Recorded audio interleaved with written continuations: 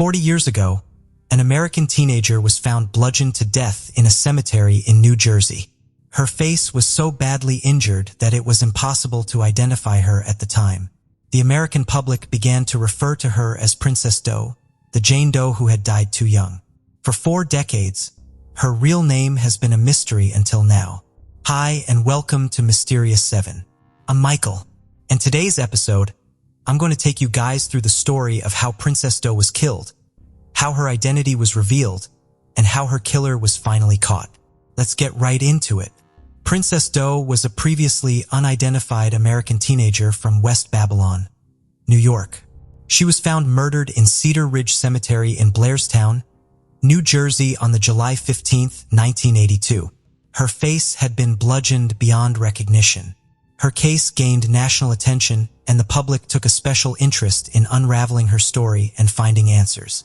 Thursday, July 15, 1982 at around 8 a.m., gravedigger George Keyes discovered the body of a young girl in the rear section of the Cedar Ridge Cemetery in Blairstown, New Jersey. The body was found lying on its back just over a steep bank that leads to a creek below. The victim's face had been beaten beyond recognition with a yet-to-be-determined object. Due to the significant decomposition of her body, even her eye color could not be confirmed. The young girl was dressed in a red short-sleeve shirt.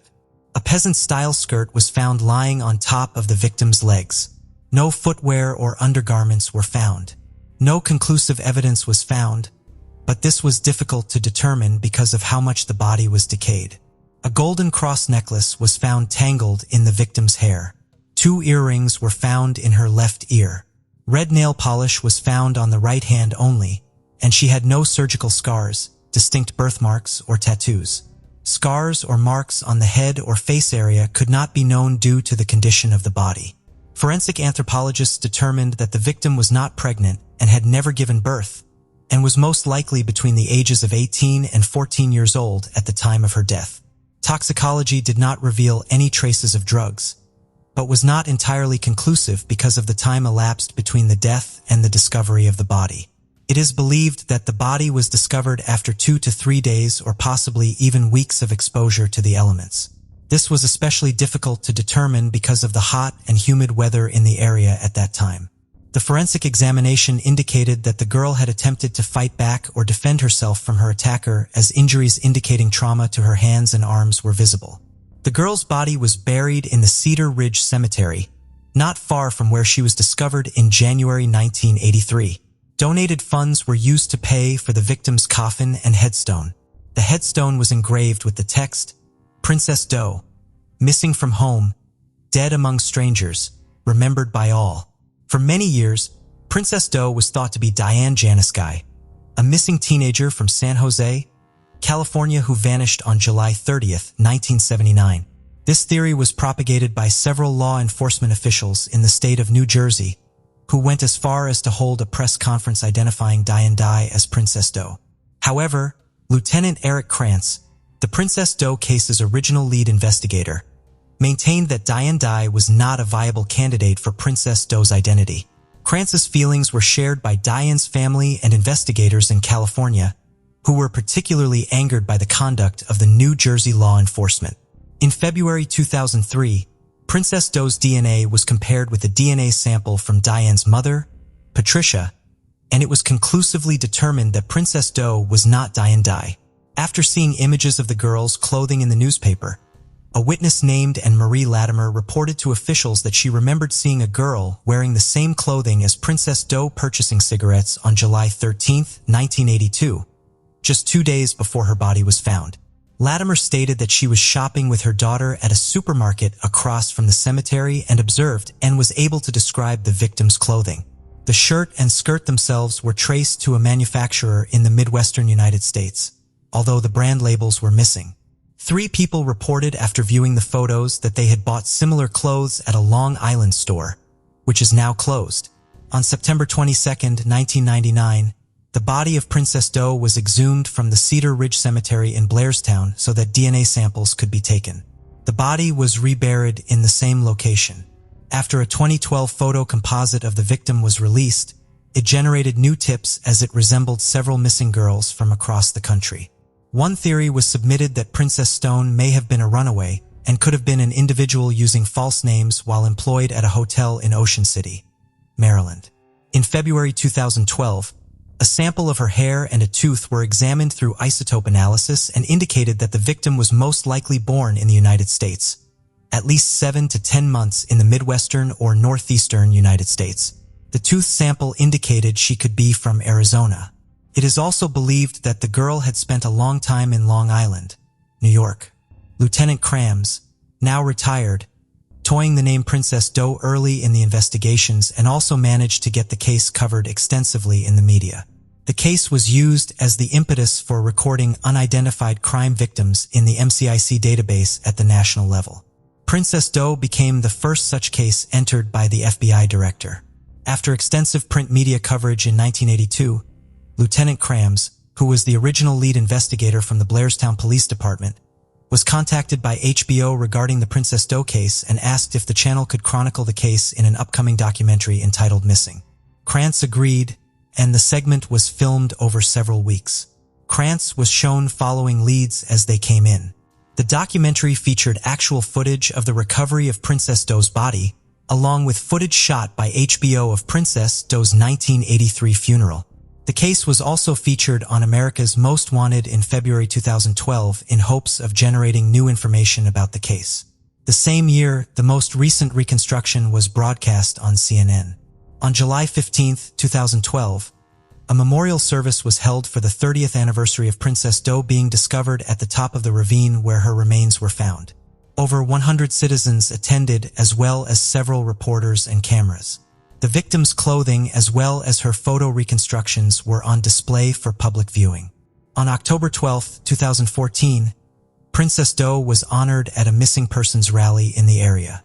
In the years between the first discovery in the body and the final identification, several theories cropped up. The first one was that Princess Doe was actually Diane Dye, a young girl missing from California, which has now been definitively disproved. Secondly, the killer of Princess Doe was already imprisoned for another homicide. A man called John Rees was briefly suspected as he was convicted of killing another woman in nearby Belvedere, New Jersey, but there was no real evidence of a connection with Princess Doe. The third theory was that Princess Doe was either a runaway that was known to work in the Ocean City, Maryland area, or a prostitute who worked at the local truck stop. The information for these two possibilities was highly inconclusive. Nobody from the local area came forward to identify Princess Doe on or off the record.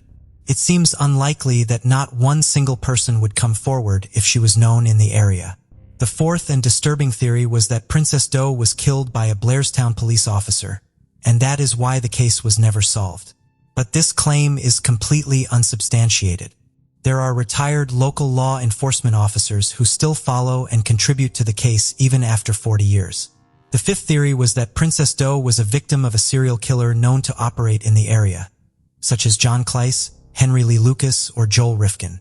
Though local law enforcement was aware of these claims, none were found to be credible. A sixth theory was that Princess Doe was an out-of-state teenager who worked at an area camp. Again, this was never proven.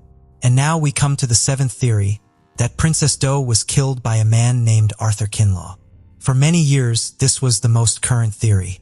Many of the facts fit the case, and this theory was explored on the America's Most Wanted website. Several New York Newsday articles referenced this theory that was published in 1999 and February. Mr. Kinlaw was already imprisoned for other crimes. But since Princess Doe's body wasn't identified, his involvement in her murder could not be proven beyond a reasonable doubt. Princess Doe's body was re-exhumed in November 2020 using a grant, and she underwent DNA extraction for genetic genealogy. In May 2021, investigators were notified by the NCMEC, or National Center for Missing and Exploited Children, who were collaborating with Astria Forensics about obtaining DNA markers from degraded samples of Princess Doe's body using a grant. On June 18, 2021, investigators received the news that Astria Forensics agreed to extract DNA and construct a DNA profile. On February 10, 2022, Astria Forensics relayed to investigators that the creation of a DNA data file was successful. The results were sent to the NCMEC's consulting genealogist from Innovative Forensics Investigations. The managing officer was Jennifer Moore, who agreed to perform unlimited genealogy testing free of charge. On February 22, 2022, Innovative Forensics announced to investigators that they had found a candidate for Princess Doe. Investigators went to West Battle on New York, where they met Robert Allignac Jr., Princess Doe's brother. They also collected a DNA sample from Princess Doe's sister, which mitotyping technology used to build a mitochondrial DNA profile. The Union County Prosecutor's Office Forensic Laboratory assisted by creating an STR-DNA profile through the victim's sister's DNA sample. Mitotyping technology sent their results to the Union County Prosecutor's Office Forensic Laboratory, then sent both the mitochondrial DNA and STR-DNA profiles through the University of North Texas Center for Human Identification.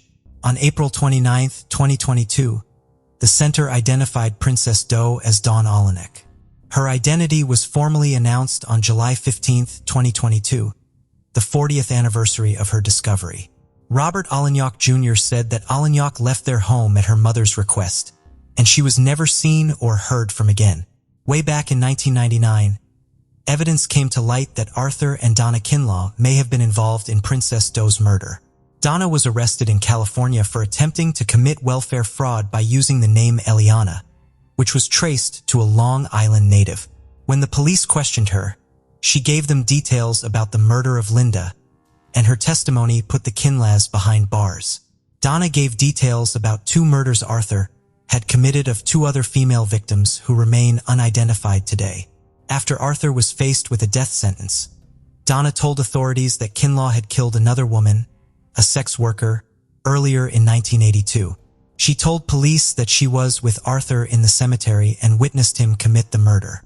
Another report states that Donna Kinlaw said that in July 1982, her husband brought home a teenage girl, left home, and returned without her. He later apparently disposed of his clothing and cleaned his vehicle. Afterward, he threatened his wife, claiming if she did not attend her job, he would take her life as he did to the girl he brought home. However, a lack of cooperation meant that Arthur Kinlaw was not charged. Lieutenant Stephen Spears, who worked on the case as a member of the Warren County Prosecutor's Office, from which he is now retired, stated that Kinlaw claimed responsibility for her death, but I have no physical evidence to confirm that. And without the identity of Princess Doe, I have no way of connecting the dots, so to speak, putting her in a place where he could have been or would have been at the same time. Spears also reported that he doubted the confession because the Kinlaws could not provide a name for Princess Doe, even though they claimed to have been with her for some time. Even though he questioned the credibility of their statements, Spears does not believe the victim was native to Long Island, New York. However, Donna Kinlaw was interviewed by a forensic artist who created a sketch of the girl she claimed to have met, which does resemble the most recent composite. Arthur Kinlaw remained incarcerated for 2 counts of second-degree murder. Following the 2022 investigation of Princess Doe as Dawn Allignac, Arthur Kinlaw was reconsidered as a suspect and later charged with Allignac's murder. Dawn Allignac was born on August 5, 1964. She had been a junior at Connequot High School in Bohemia, New York, where she had lived with her mother and sister, authorities said, but she soon moved out of the family home. According to her brother, she was thrown out of her home by her mom. She ended up getting killed in a cemetery, leaving no clue as to her real identity. But for more than 20 years, the name of her suspected killer was no secret. In 1999, the wife of Arthur Kinlaw, the convicted pimp who today is serving time for the murder of many other Long Island women, tied her husband not only to those deaths, but to the brutal slaying of the girl in the Blairstown Cemetery. In an interview with Newsday at the time, Donna Kinlaw recounted how her husband in the summer of 1982 brought a girl of about 18 years old back to their central Islay home. She told the newspaper as well as police that her husband left with the woman, but later returned home alone, appearing shaken. About 2 weeks later, according to Newsday, she read that police in Belvedere, New Jersey had found the body of a dead girl who fit the description of the girl who was in their house that night. He kept saying, "What does it say? What does it say? Does it say who the person was who got killed?" She said her husband asked. From the story she read aloud to her husband, Donna Kinlaw told Newsday that she remembered that the New Jersey police named the dead girl Princess Jane Doe. Not long afterward, investigators exhumed her body to recover the murder victim's femur bone in hopes of using her DNA to identify her. And in fact, investigators acknowledged that Arthur Kinlaw confessed to the New Jersey murder in written statements dating back to February 2005. But it was not until April of this year that Don Alli was positively identified. Arthur Kinlaw, now 68, is currently imprisoned in Sullivan County, New York on 2 other first-degree murder convictions from February. Among them was a teenager he knew only as Linda in April 1984 in the Bronx, Newsday reported. "I strangled her with my hand," said Kinlaw. "She was hit about the head by me with a bat." Arthur Kinlaw has now been charged with 1 count of homicide as the result of the subsequent investigation, witness statements, and his confession of Allignac's murder. It is believed that after Don Allignac refused his demands to go into prostitution, he drove her to New Jersey. They both ended up in Blairstown, where Kinlaw murdered her in the Cedar Ridge Cemetery. Neither Allignac nor Kinlaw had a connection with the town. Kinlaw remains imprisoned at the Sullivan Correctional Facility in Fallsburg, New York. Investigators are now looking to piece together Don Allignac's movements in the time leading up to her death.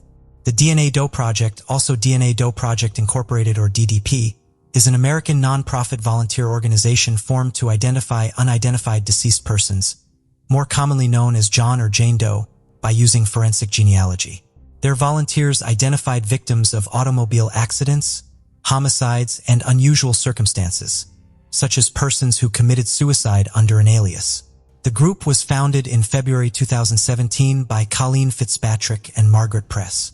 Unraveling the mystery of Princess Doe has been a sensational success for genealogical DNA testing of exactly this kind. Sometimes the smallest things make the biggest impact. And for the case of Princess Doe, that was exactly what happened. A molar root weighing just 200 kilograms would hold the answers that had eluded investigators for close to 40 years. With the help of the National Center for Missing and Exploited Children, Princess Doe's Mueller and eyelash were submitted to Astria Forensics in 2021 for possible DNA extraction. What is so special about Astria is that they can extract DNA from samples that are degraded or otherwise would provide no value, said Carol Schweitzer, a forensic supervisor at NCMEC. "We knew that if anyone could get the information that was needed, Astria could, and they did." Kelly Kincaid, CEO of Astria Forensics, told NCMEC that they were lucky to find that the DNA was exceptionally well preserved and allowed for millions of pieces of information to be gathered to complete the DNA profile. This single DNA extract contained hundreds of millions of unique human DNA fragments, said Kelly. With these sequencing data, we were able to reconstruct her whole genome single nucleotide polymorphisms or SNP profile. This resulted in Astria being able to deliver genotype files to NCMEC and the Warren County Prosecutor's Office that could go on and be used to complete Princess Doe's genealogy. This technology that would not have been possible 40 years ago was just the break the investigators had been hoping for to identify Princess Doe's identity. Once Astria finished the sequencing, Innovative Forensic Investigations, or IFI, started to work on investigative genetic genealogy techniques to build a family tree that would ultimately lead to the true identity of Princess Doe, or who we now know as Don Allignac. This work was only possible because of the collaborative effort of each agency, said Jennifer Moore, CEO of IFI. Our team brings forward a diverse set of skills that allows us to help find answers to cases. Echoing Moore's sentiment in today's press conference, Prosecutor Pfeiffer reiterated that science and technology made the impossible possible in this case. Don's case was deeply personal for the investigators involved, and their push for answers and justice never wavered. Don's family expressed deep gratitude to everyone who worked to find answers in Don's case. "This is a very big deal for my family," said Don's cousin. "I'd like to thank Blair staff for treating my cousin like she was one of their own. Touches our family deeply. My cousin is always in my heart," he said while tapping the photo of Don pinned to his chest. Blairstown, David Teruona gave up.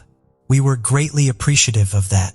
Since Princess Doe was the first unidentified persons case to be entered into NCIC, the National Crime Information Center, by the director of the FBI, William Webster, on June 30, 1983, This was a historic moment for missing and unidentified persons that has continued to play a crucial role in investigations since. The entry in NCIC has remained current and alive until today when she will be removed. The tenacity of law enforcement has never stopped, and they continue to pour resources and new technology into solving this case. And it's thanks to the collaboration between police authorities and genealogical DNA testing experts that Princess Doe was publicly identified on the 40th anniversary of the discovery of her body as Dawn Ulinick. So what do you guys think about this 40-year-old case finally getting resolved? Do you still have any theories about Princess Doe? Let us know in the comments section. Before we dive in, don't forget to subscribe to our new channel, where we uncover captivating and chilling cold cases that will keep you on the edge of your seat. You won't want to miss the twists and turns we have in store. Let's continue. Kate Waring was born in Charleston, South Carolina. She had 2 siblings and loving parents who tried to give their children the best of everything. From a young age, Kate showed a deep affection for animals and began volunteering at various shelters during her teenage years. She was also a dancer, had many friends, and was a very positive person. Everyone thought she had grown up in a very good environment, and to some extent this was true, but one day everything changed. Just before going to college, Kate confided in her parents that someone close to their family had abused her when she was younger. She apparently did not reveal the identity of the individual, as this information is not found anywhere. The revelation was a real shock to Kate's parents. They had no idea what their daughter had been going through for years. After sharing this terrible secret, her mother and father did everything they could to help her, but the consequences of such trauma only seemed to worsen over time. Initially, Kate struggled with alcohol and later with illegal substances. At one point, her parents suggested she undergo therapy, which she accepted. They also encouraged her to move back home and live with her family, which supposedly would also help her cope with her problems. By then, Kate was an adult and lived separately, but despite everything, she agreed to return home.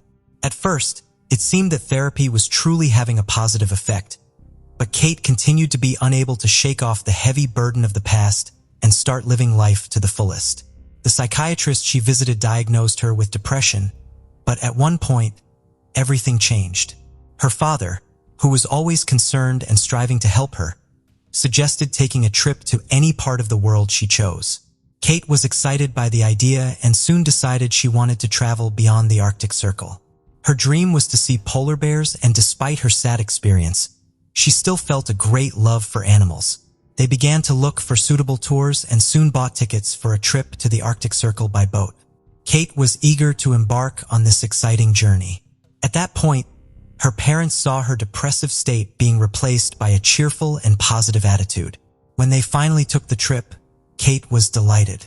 She and her parents had a great time, and she experienced many positive emotions on the boat that took them to the Arctic Circle, where Kate met another Russian tourist. They kept in touch throughout the trip and continued writing to each other afterward. Kate grew fond of him, and sometime after returning home, she decided to go to Russia. There they reunited, and she even considered staying longer in the country, but was prevented from doing so by visa issues, forcing Kate to return home. Despite this, it seemed that Kate had finally managed to overcome her depression. She planned to resolve her visa issues back home and even started writing a book for her children. It seemed her life was finally getting better. However, on Saturday, June 12, 2009, everything changed. That day, Kate was alone at home while her family was away on a business trip. Kate would always call her father to say everything was fine, but this time she didn't. Concerned, her father tried to call her, but there was no answer. After some time, he asked someone to check on their daughter at home. Given her past problems with alcohol and illegal substances, the parents were worried. Upon arriving home, this person did not find Kate, but strangely, the light in her room was on. It seemed as though Kate had just stepped out and would return soon, but Kate did not appear. It was also discovered that Kate had left important medication at home, which she needed to take regularly. Despite their anxiety, her parents decided not to panic and to wait for her return, considering that Kate was 28 years old at the time and capable of living her own life. Her father decided to wait until Monday, after which he planned to call the police. On Monday morning, the father received a call from the bank. An employee informed him that a man had attempted to cash a check for over $4,000 signed by Kate Waring. They couldn't reach Kate herself, and her father was listed as a co-signer on her account. The situation seemed extremely odd. The father knew for certain that his daughter only had a few $100s in her account. That was why the bank security decided to contact him. However, Kate's signature on the check appeared authentic. They also provided the name of the man who had brought in the check, Ethan Mack. The father did not recognize him, but since the bank authenticated Kate's signature, he assumed the man was an acquaintance of his daughter. Nevertheless, he decided to contact the police as Kate was still unreachable. Detectives began to investigate the woman's disappearance and first questioned Ethan Mack. He claimed to have known Kate for years and that she had written the check to settle old debts. According to Ethan, he frequently gave Kate money for clothing, jewelry, and other purchases. Conversations with Kate's friends revealed that she had been friends with Ethan for an extended period. They indicated that there had never been a romantic relationship between the two, but they were always close. Ethan claimed that he and Kate met on Friday night and went out for dinner at a restaurant.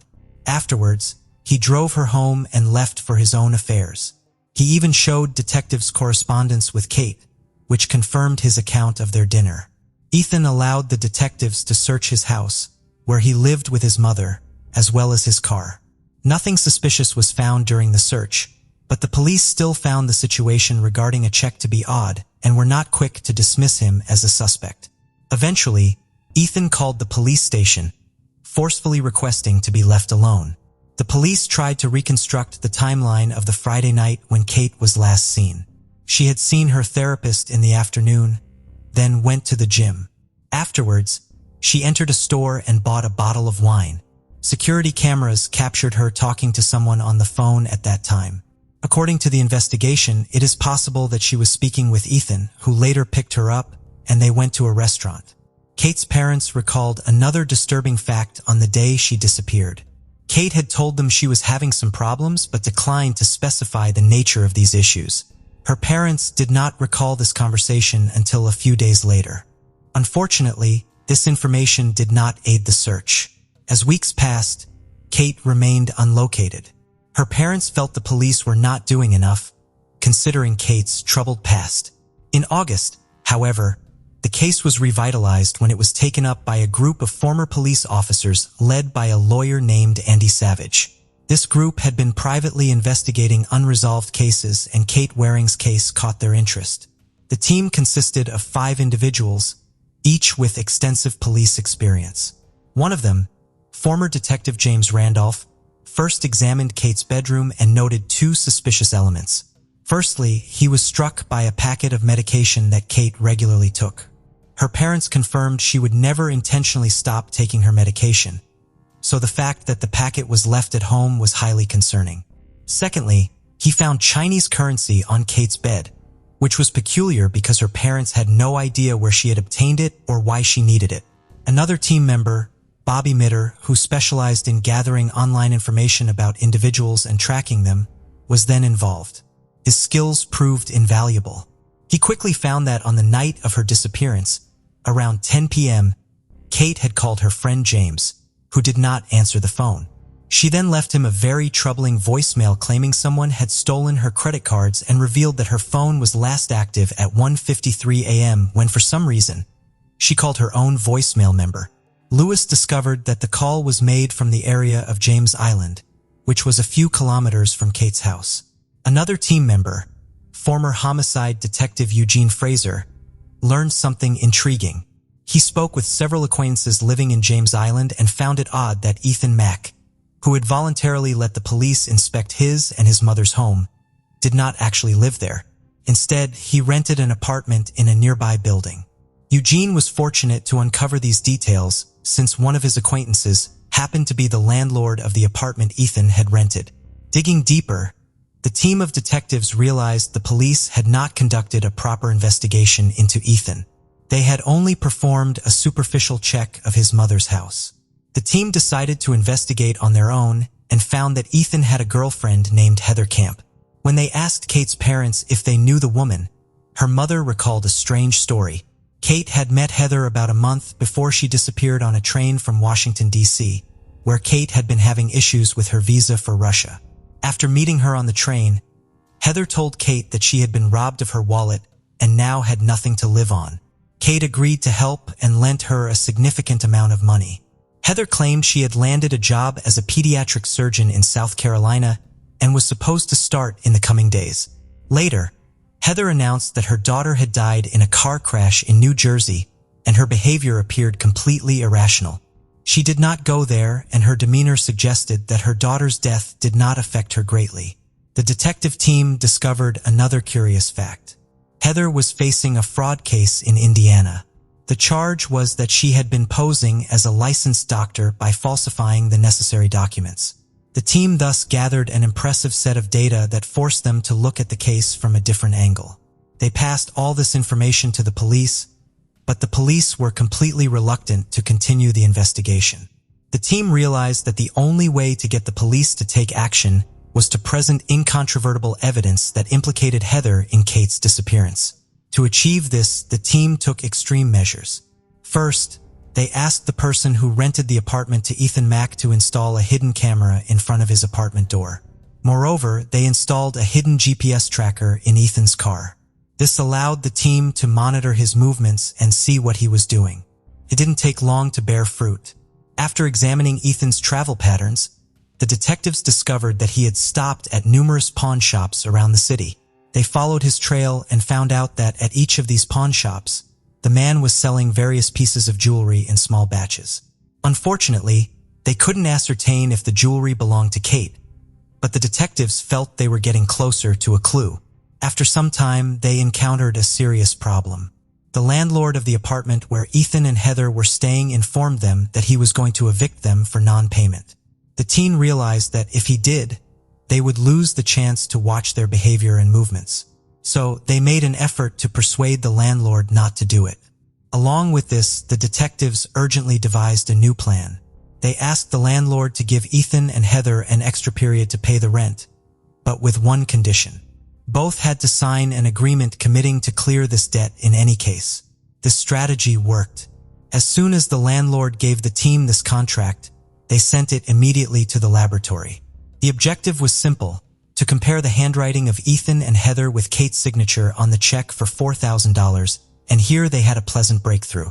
The handwriting expert confirmed with absolute certainty that the signature on the check was from the same person who had signed Heather's name on the contract. This meant that it was Heather who had forged Kate's signature. But the team was well aware that the sluggish police would still not want to listen to them. They had to find something else and devised a new plan. They convinced the landlord to go along with it, and he told Ethan that the apartment needed to be treated for insects. The team leader put on an exterminator's suit and went to the apartment with the landlord. Before, the detectives waited until Ethan had left the apartment. Realizing that his car had moved away from the house, the investigator and the landlord entered. They faced an unpleasant surprise. Ethan was at home. It turned out Heather was driving his car, but it was too late to cancel the whole operation. So the investigator had to change the plan. They kept insisting on the necessity of fumigating and asked Ethan to wait outside the apartment while the dangerous chemicals were sprayed. Ethan, suspecting nothing, agreed and left. At the same time, the investigator began to carefully search the apartment for any evidence that could link Ethan to Kate's disappearance. He noticed Ethan's backpack and examined its contents. There awaited their first clue: Chinese money. As we recall, the same notes were on Kate's bed, but that's where their luck ran out. He couldn't find any other potential clues. He and the landlord pretended to complete the treatment and left. The team needed a new plan again. Upon reviewing the footage from the camera in front of Ethan's apartment, they realized that there was a man who entered very often. It turned out to be a neighbor of the couple named Terry Williams. The detective speculated that he might know something about Ethan and Heather's involvement in Kate's disappearance. So the team took a risky step. They decided to offer Williams a significant sum of money if he told the police what his friends had done to Kate. They took the bag of money and went to Williams's apartment with this offer. But here the detectives were met with a quite unexpected twist. At the time when Williams was approached and informed of the situation, Heather was at her own home and overheard everything. Apparently, there was a discussion involving Ethan and Williams. When the detectives started speaking with her lover, Heather panicked. She called Ethan and hysterically explained what had happened. The investigation team did not expect this and spent the following days trying to figure out what to do next. Then, another surprise occurred. Williams called them and invited them to his house to talk. The detectives arrived at his apartment and Williams spoke up. He claimed that Ethan and Heather had not directly told him anything, but he suspected that the couple had done something wrong to Kate. He then took an iPod from the shelf and revealed that Heather had given it to him shortly after Kate's disappearance, and Williams had assumed that the player belonged to Kate.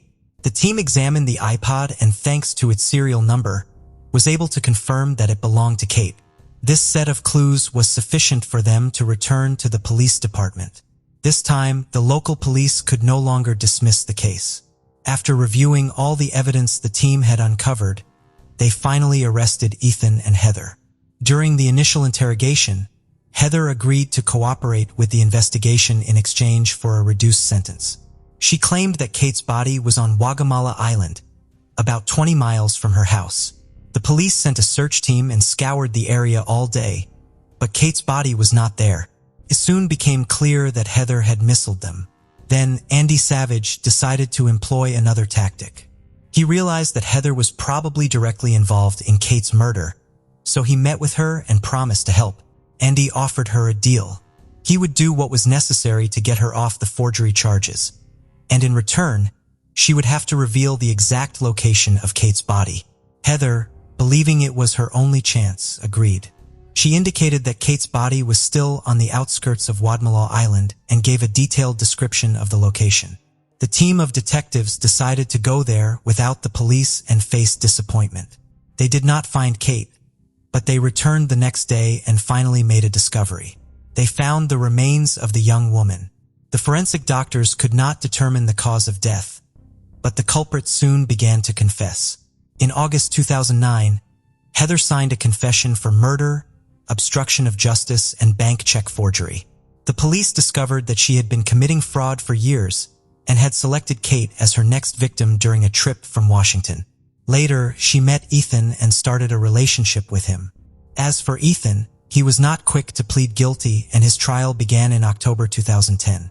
Based on Heather's testimony, the prosecution reconstructed the events of the disappearance. According to her story, on the day Kate disappeared, she found out that Heather had deceived her and also stolen her credit cards. Kate threatened to tell her father, who would likely involve the police. Heather told Ethan, who took her side despite his long friendship with Kate. According to the investigation, Kate was not just having dinner with Ethan that night. Heather was also present.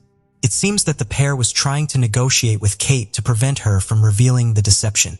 At the restaurant, Heather may have promised Kate to return the credit cards and the money that had been at Ethan's apartment. When the three arrived there, Heather and Ethan might have waited for the right moment to end with her life. The court questioned Heather's version of events and eventually sentenced her to 39 years in prison. As for Ethan, he was slightly luckier. He was sentenced to 25 years, this difference being that Heather was also charged with fraud.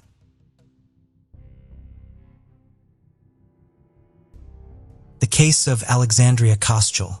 Alexandria Alli Koschel was born on September 11, 1997 in St. Louis, Missouri. From an early age, her warm and caring personality drew people to her. She had a remarkable ability to make others feel at ease and happy, which made her a well-loved figure in her community. Alli's friendly nature allowed her to connect with people from all backgrounds. She was never afraid to approach someone new and start a conversation. Her kind and compassionate heart was evident in her willingness to help others, whether it was by lending a hand or simply listening to those in need. During her time at Lindbergh High School, Alli was an active student who participated in track and cheerleading. It was there that she met her best friend, Maddie Norris, and they formed a lifelong bond. Their friendship was built on mutual trust and a deep emotional connection, going beyond a typical friendship to become more like sisters. After graduating from high school, Alli enrolled at the University of Mississippi, also known as Ole Miss, in Oxford, Mississippi. Although several boys had asked her to prom, she didn't have a date. Luckily, her friend Maddie stepped in and offered to be her date. At Ole Miss, Alli joined the Alpha Phi sorority as a founding member and became the president of the Ole Miss Golf Club. She also immersed herself in the university's rich traditions, including its mascot, the Ole Miss Rebels. At a campus party, Alli met Eliza Brick, and they instantly clicked as if they'd known each other for years. Alli's passion for capturing stunning sunset shots became a mission. One night, while out at a bar in downtown Oxford, Alli met Brandon Theedle from Fort Worth, Texas. She found him cute and developed a crush on him. However, Brandon's behavior ultimately hurt Alli as she had trusted him to make an effort to connect with her and her best friend, Maddie. In July 2019, Alli's parents, Cindy and Keith, visited her in Oxford for a few days before her senior year at Ole Mississippi. They were excited to see their daughter thriving at the university and experience her life there. On their scheduled departure day, July 19th, Cindy called Alli around 7 p.m. Still half asleep from a nap, Alli mentioned her plans to go out with friends that evening. Unbeknownst to Cindy, this ordinary conversation would be her last with her daughter. About 30 minutes from Oxford lies Sardis Lake, a vast area popular for its hunting camps and recreational spots. On June 20th, 2019, an officer was tasked with patrolling the lake in the early morning hours when it was still dark and eerily quiet. While driving around the lake, the officer came across something unusual near a picnic table. Upon closer inspection, he was met with a grisly scene, a young woman's lifeless body riddled with at least 9 gunshot wounds. The discovery of the body, later identified as Alli at Sardis Lake, prompted authorities to notify her parents, Cindy and Keith. However, the couple was far away in St. Louis, unaware of the tragedy that had unfolded. A middle-of-the-night phone call shattered their peace, informing them of the devastating news that their daughter had fallen victim to a homicide. After hearing the tragic news, Alli's friends took to social media to mourn her loss and call for justice. They created the hashtag Justice for Alli to bring their voices together and make their demands for justice louder. In their social media posts, Alli's friends shared happy memories of her and the positive impact she had on their lives. These heartfelt tributes aimed to celebrate Alli's memory and offer sympathy to her family. After Alli's tragic murder, her friends and community mourned the loss of a vibrant and joyful person. Basandra Kendrick, a recent University of Mississippi graduate and close friend, expressed her sorrow.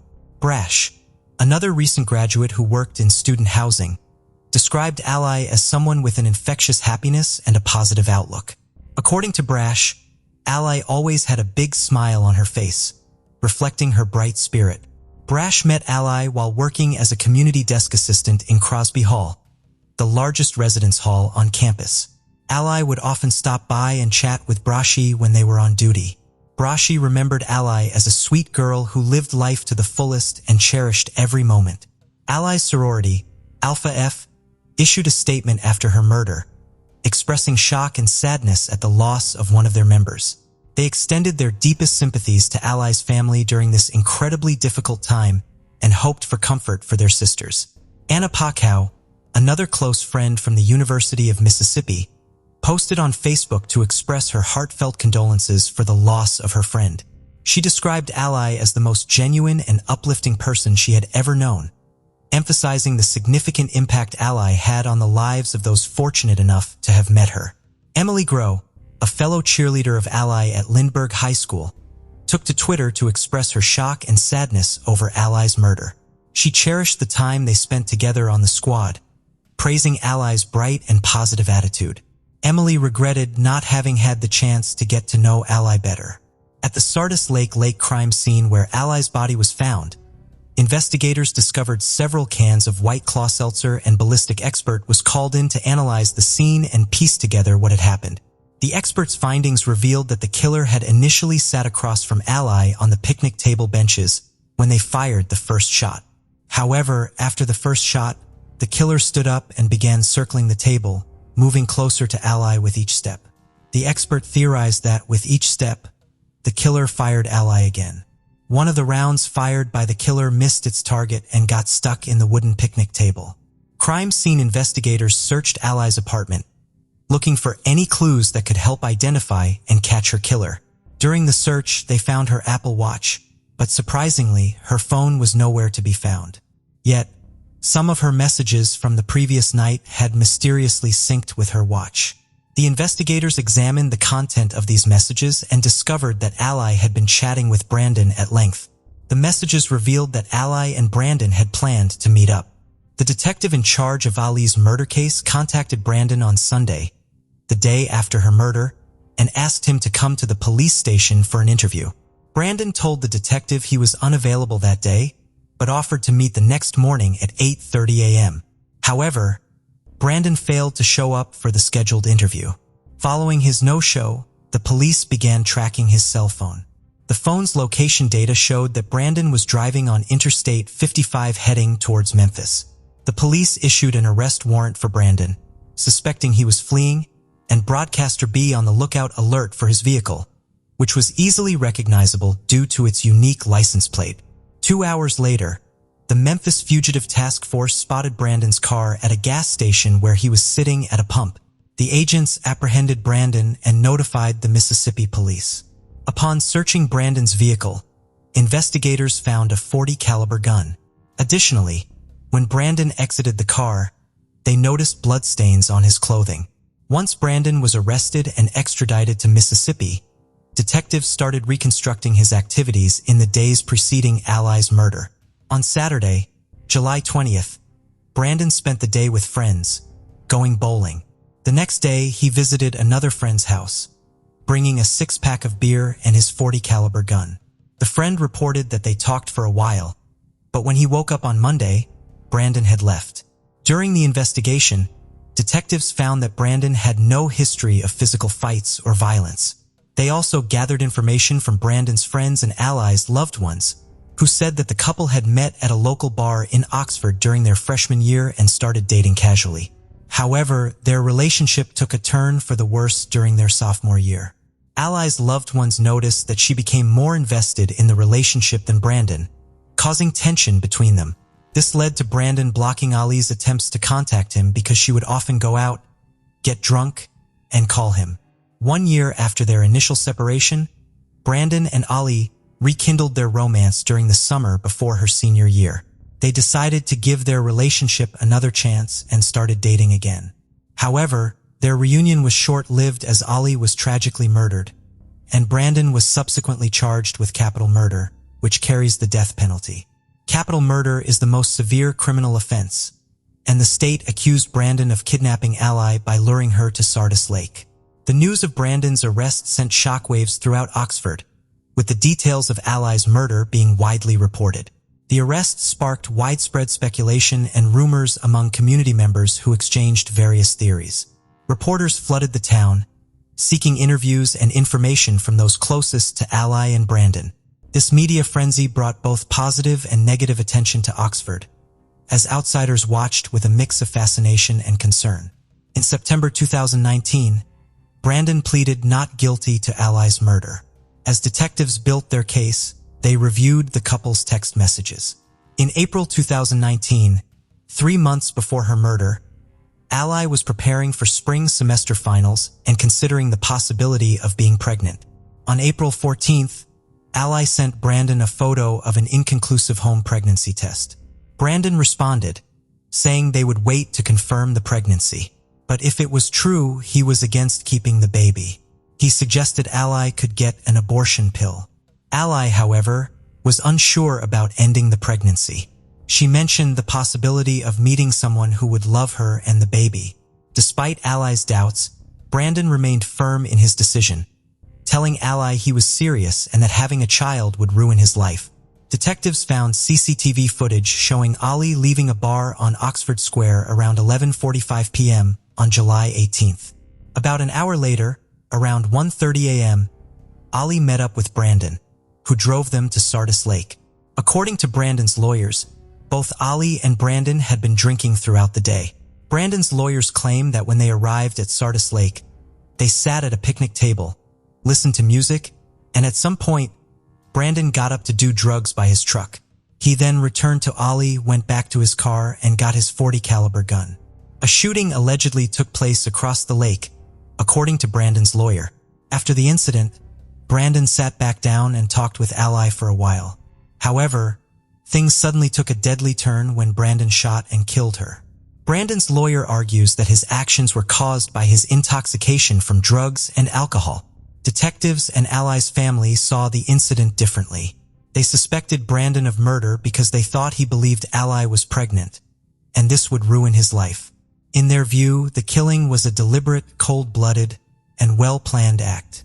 On August 27, 2021, Brandon accepted a plea deal, spared from the death penalty, and pleaded guilty to first-degree murder.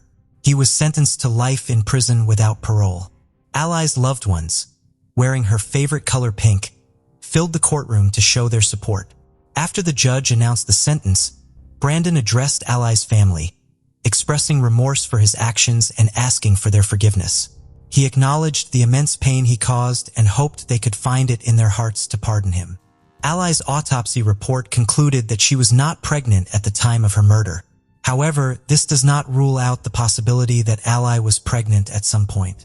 Alli's mother, Cindy, firmly believes that Alli was pregnant and lost the baby. A memorial was set up at Sardis Lake, where Alli was murdered by her family and friends. Her parents, Cindy and Keith, hold on to memories of their daughter, even though the silence is still painful for them. Every time Alli's friends see a pink sunset, they think of her. They have devoted themselves to keeping her memory alive, working to spread her positivity and make sure she is never forgotten. Ruth Penelope Penny Bell, known to most as Penny, was born on February 28, 1948, in Somerset, England. Her childhood was a mix of highs and lows. As a teenager, family problems intensified, leading 16-year-old Penny to leave home to start a new life. Despite her young age and lack of resources, she managed to forge ahead, buoyed by her energetic and friendly personality. Eventually, Penny married, and at the age of 30, in 1978, she gave birth to a son named Matthew. Details about her early adult life are sparse, including information about her first marriage, which was relatively short. In 1981, Penny married Alistair Bell, a successful real estate agent. They had been friends before their marriage, and Alistair readily accepted Matthew, raising him as his own son. To outsiders, they appeared to be a stable and prosperous couple. In 1982, Penny and Alistair welcomed their daughter, Lauren, Penny's second child and the first from her marriage with Bell. The family seemed to be thriving, settling into a comfortable home. The Bells' finances improved significantly, and in October 1987, they moved with their 2 children to a house valued at £500,000, approximately $626,000 in Bakerswood, in Buckinghamshire, an area regarded as a haven for celebrities at the time. Their life seemed idyllic, with a harmonious home free of any obvious strife. They enjoyed the privileges and comforts their financial situation afforded them. By the early 1990s, Penny had established herself as a successful businesswoman. She was highly organized, managing her busy schedule meticulously. Alistair also did well professionally, and though their family home was comfortably equipped, in the summer of 1991, the Bells hired a renovation team to refresh their home's aesthetics. They could easily afford the renovation expenses.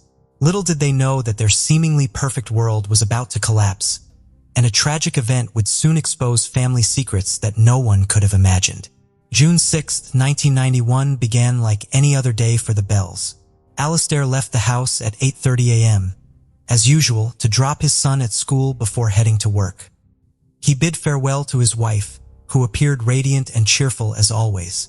The night before, Alistair had noticed Penny seemed worried, but she assured him she was just exhausted. Alistair believed her as she fell asleep quickly. He thought the stress of the home renovations was taking a toll on her energy. As Alistair left with his son in the car, he noticed Penny didn't give her usual hand-wave goodbye, but he attributed this to her being preoccupied with many things, including the disruptions caused by the renovation work. Later that morning, around 9:40 a.m., Penny left her home and got into her Arctic Blue Jaguar XJS. Before departing, She briefly spoke with the workers renovating her property, informing them she was in a hurry due to an appointment at 9:50 a.m. Strangely, Penny hadn't mentioned this commitment to her husband, nor had she recorded it in her diary or any other documents. She left hastily for this mysterious meeting. The morning proceeded as usual until, later that day around noon, a shocking discovery at the parking lot of the Gurnall Leisure Centre in Greenford, London forever changed the course of events. A passerby reported to the police the sight of a woman's bloodied body inside a parked car. The vehicle was identified as a blue Jaguar. Responding officers immediately noticed multiple stab wounds on the victim's body. Inside the car were the woman's belongings, quickly identifying her as 43-year-old Ruth Penelope Penny Bell. As the investigation began, her body was sent to the coroner's office, where it was determined she had been stabbed approximately 50 times in the chest and arms in what police described as a frenzied attack. Within the crime scene, the central console of the vehicle contained samples of wallpaper intended for the Bell's bedroom. Investigators found it peculiar that Penny had received these samples 15 days earlier, yet she had never shown them to her family. It appeared Penny might have been showing the wallpaper to someone in the car, or perhaps this person intentionally placed them there to stage the scene and mislead investigators. The only person Penny had discussed the wallpaper with was the interior decorator working at her home. That morning, she mentioned seeking the second opinion about the color, which is why she had them with her. Forensic investigations revealed more details about the brutal attack. It was determined that the assailant had stabbed Penny from the passenger seat, then exited the vehicle and attacked her again from the driver's window. Despite the implications, no one witnessed the attack. Police tried to reconstruct Penny's last movements that day and discovered that on June 3, 1991, 3 days before her murder, she had withdrawn £8,500, about $10,600 in cash from the joint bank account she shared with her husband. The purpose of this large cash withdrawal was unknown, especially since she had never withdrawn such a significant sum before. The police believed Penny had this money when she died, but it was not found in the car. Although robbery could be considered a motive, Penny's purse and wallet were still in the vehicle, making it strange for a thief to attack the victim so viciously. On June 8, 1991, the police held a press conference where it was reported that the parking lot of Gurnall Leisure Centre was very crowded at the time of the crime. The lot had 153 spaces and was almost full. However, the killer had an advantage. Penny's car was parked in front of a natural hedge barrier, obstructing the view from the front. This location might have been chosen by the killer for its potential to attack and escape unnoticed. Investigators believed the murderer would have been heavily bloodstained after the merciless attack, and it was likely that someone had seen them, as it would have been difficult to go unnoticed. Police requested the community's help, asking anyone who observed anything unusual to come forward. However, no witnesses reported seeing anyone covered in blood near the crime scene. Witnesses did, however, report sightings of Penny on the morning of her death. Around 9:45 a.m., a woman walking her dog near Penny's home saw a man in a brown or bronze car waiting on the side of the road. She stated that a blue Jaguar pulled up next to the car and a man got into the passenger seat. Penny's blue Jaguar was quite distinctive, making it highly likely that it was her.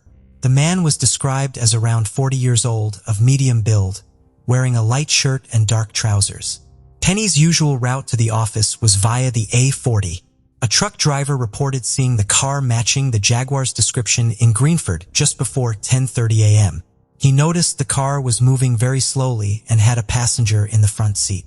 The driver seemed to be trying to park, but the passenger kept correcting the direction, steering the car back onto the road.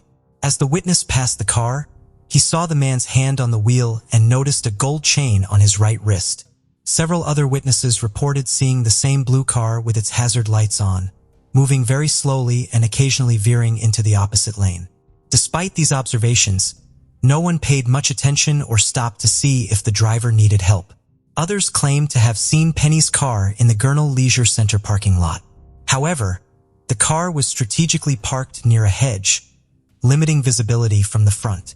A woman walking through the parking lot noticed the windshield wipers moving on a dry, sunny day and the hazard lights flashing, but she did not look inside the car. These sightings in the public pool parking lot happened less than an hour after Penny left her house. Another witness saw the blue Jaguar with a dark-haired man in the passenger seat. He watched the car enter the parking lot and saw the driver, presumably Penny, look at him and silently mouth a plea for help, though he heard nothing. Despite this, he ignored the call for help and continued on his way. Around 10:45 a.m., a witness saw a man leaving the swimming pool parking lot on foot. He was described as elegantly dressed and not carrying the swim bag, suggesting he wasn't there to swim. It was noted that one side of his face appeared disfigured. Penny had been stabbed multiple times, but the witness did not see any blood on the man's clothes. Similarly, a driver reported seeing a car speeding along Greenford Road. She said she pulled in front of it, thinking there was enough time, but the car quickly closed the distance due to its high speed. The driver signaled with his lights and shouted for her to move aside. Initially, she didn't let him pass but became frightened and stopped. The police were perplexed by these testimonies and the general indifference of those who noticed something amiss but did nothing. Investigators firmly believed that Penny knew her killer. During their examination, they found fingerprints in Penny's car belonging to a man named John Richmond, a former neighbor of Penny and Alistair in Whitmore Road in Harrow, before the family moved in 1987. John, who had a criminal record for forgery and smuggling, was arrested in April 1992 and held in police custody until July 1992. He was eventually released after the police decided not to press charges. In December 1994, John contacted the Daily Sun newspaper, claiming he was the person Penny had planned to meet on the morning of her murder, but that they had parted ways before she was killed. He also claimed her death was a contract killing and that he knew the perpetrator. He offered to reveal the name in exchange for £80,000, about $100,000, however. Authorities suspected this was an attempt to recoup losses from a recent bankruptcy. Instead of paying John for the information, the Daily Sun contacted the police. Without anything to corroborate his claims or conclusively link him to Penny's murder, the police assumed his statements were false and driven by financial interest, and no charges were brought against him. Alistair, Penny's husband, was also considered a suspect, being the primary beneficiary of his wife's estate and life insurance. However, there was no evidence linking him to the murder, and he had a solid alibi confirmed by co-workers. Media speculation also arose about Alistair's homosexual affair, suggesting his lover might have killed Penny out of jealousy. Penny was aware of her husband's bisexuality. When they met, Alistair was in a relationship with another man, who even participated in their wedding ceremony. Police rigorously questioned Alistair about this, but later ruled him out as a suspect. It was also revealed that until 1982, when daughter Lorne was born, Penny had volunteered at Samaritans, a charity offering emotional support to people dealing with issues like anxiety, distress, and suicidal thoughts. The police considered the possibility that Penny might have acted as a counselor to someone mentally unstable, leading to the murder. However, this theory did not hold up. The investigation concluded it was very likely Penny knew her killer, but establishing a motive proved challenging. The robbery theory didn't fit the scene, though the whereabouts of the money she withdrew the day before remained unknown. There was no evidence of sexual assault, yet the frenzied nature of the attack suggested a personal motive. In 1993, John Bradley, a former royal stewardess, was similarly murdered with a knife as she got into her BMW in East London. Newspapers nationwide quickly reported the similarities between the two murders. Both victims were successful business executives in their 40s and died within 5 kilometers of each other. Like in Penny's case, Jean was not sexually assaulted and her purse remained intact in her car. A witness saw the suspected murderer fleeing the scene and chased him but lost him in an underground parking lot. Blood and DNA traces found at the crime scene did not match Jen. However, investigators could not link the samples to anyone and found no connection between the two murders. To this day, the murder of Jen Bradley remains unsolved. Following the failed attempt to link Penny's case with James, the police resumed their investigation. They considered convicted murderer Robert Napper as a suspect but ultimately ruled him out.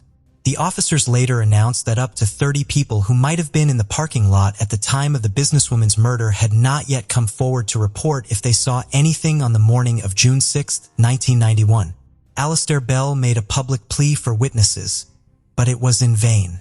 During the investigation, over 8,000 people were interviewed and more than 2,500 written statements were recorded. Although Michael Flynn, a business associate of Alistair and Penny, offered a reward of £20,000, approximately $25,000 for evidence leading to a conviction, the case grew cold. The tragedy of Penny Bell's murder didn't end in June 1991. 10 years later, when Lauren was 19, her father Alistair told her he no longer had the capacity to love and asked her to leave the family home. Her older brother Matthew had left for boarding school a few years earlier. Over the years, Lauren has given several interviews, expressing that everything in her family seemed to break apart from the moment her mother died. She described her mother as the glue that held everyone close, and since her passing, friends and family drifted apart, which she found deeply saddening. Lauren remarked that contrary to the belief that families come together in the wake of tragedy, her family experienced the opposite. She lamented that while similar cases often see families holding candlelight vigils and trying to love each other more, the Bells mourned differently. She said that since 1992, her father has been a prisoner of his own grief, no longer seeing or speaking to anyone and still living in the family home. Lauren noted that the lack of maintenance on the grounds of their once imposing property made it appear abandoned. In 2022, Lauren, now a mother herself, gave an interview. She revealed that she had become a detective in an attempt to solve the mystery of what happened to Penny. She enlisted the support of former Metropolitan Police Detective Brian Edwards, who led the initial investigation into the murder and retired in 1999. The two teamed up since 2021, marking 30 years since Penny's murder, and are determined to solve the mystery surrounding the horrendous crime. Lauren announced they would offer a reward of €20,000 for any information that could help identify the perpetrator and bring them to justice.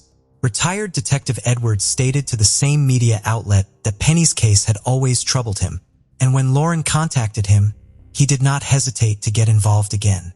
Together, they are scrutinizing every detail of Penny's life to find new evidence, hopeful they will uncover the culprit and, with police support, bring the killer to justice. More than 2 decades after Penny Bell's bloodied body was found in her distinctive blue Jaguar, the case remains one of the most enduring and enigmatic unsolved crimes in the United Kingdom during the 20th century. The case of Lorena Bobbitt. It's said that a humiliated and insulted woman is capable of anything, with the most terrifying in this list being revenge, cruel, ingenious, and sometimes unpredictable. Much in this regard depends on the lady's level of sanity, but one must not overlook the depth of her hurt. This destructive emotion can be carefully hidden within a woman for years, but if it erupts, it will sweep away everything in its path. The story of the Bobbitt spouses in the early 90s shook the world, and their surname became a byword, spawning the verb to bobbit, which means to cut or to chop. This case drew heightened public attention, not just to the issues of domestic violence, but also to such a delicate subject as marital assault, which many try to sidestep. Lorena Leonor Bobbitt was born on May 15, 1970 in the town of Bucale, located in eastern Ecuador near the province of Chimborazo. She was the youngest child in a simple and very modest family. When she was in elementary school, her family moved to Venezuela and settled in Caracas. Lorena grew up quite clever. She performed well in school, was diligent and goal-oriented. In her teenage years, she lost her father, and her relationship with her mother, Elvia Gallo, was quite strained. As soon as she graduated from school, she decided to move to the United States to live with her cousin, Jana Basutti. Her relative gladly took her in and helped her with the paperwork for a student visa. However, she was a very conservative woman. So Lorena, living in her house, had to abide by a strict set of rules, just like Jana's own children, and also take on some of the household duties. Despite everything, the young woman decided to stay in the U.S., as she realized that it offered her far more opportunities than Latin America. She had long been attracted to the beauty industry, so Gallo decided to train as a manicurist. Moreover, Abusive owned her own beauty salon located in the city center, had extensive experience in the field, and was eager to help her niece learn the profession by allowing her to observe the work of the specialists and practice on her own. Later, her aunt arranged for her to work part-time in her salon. About 8 months after she moved to the new country, the young woman had settled in, enrolled in college, and was working as a manicurist in her relative's salon while gradually saving money. In September 1988, Lorena was preparing to go to a party with several of her friends. Her aunt gave her strict instructions on how to behave and what time she needed to be home, and she promised that everything would be fine. The modest young beauty was nervous as it was her first time preparing to go to a nightlife establishment late at night. She chose a relatively modest outfit, unlike her friends, applied makeup, and styled her hair fashionably. Upon arriving at the nightclub, she was struck by the carefree and festive atmosphere. Inside, the venue was filled with young people dancing, having fun, and socializing. And Lorena couldn't help but think that such a place might be where she could meet the man of her dreams. This thought proved to be prophetic. A few minutes later, she noticed a very attractive young man intently looking at her and smiling. He waved at her and she waved back. Then the young man approached her and introduced himself. He was John Bobbitt, and he could not take his eyes off the young beauty with the quite exotic appearance.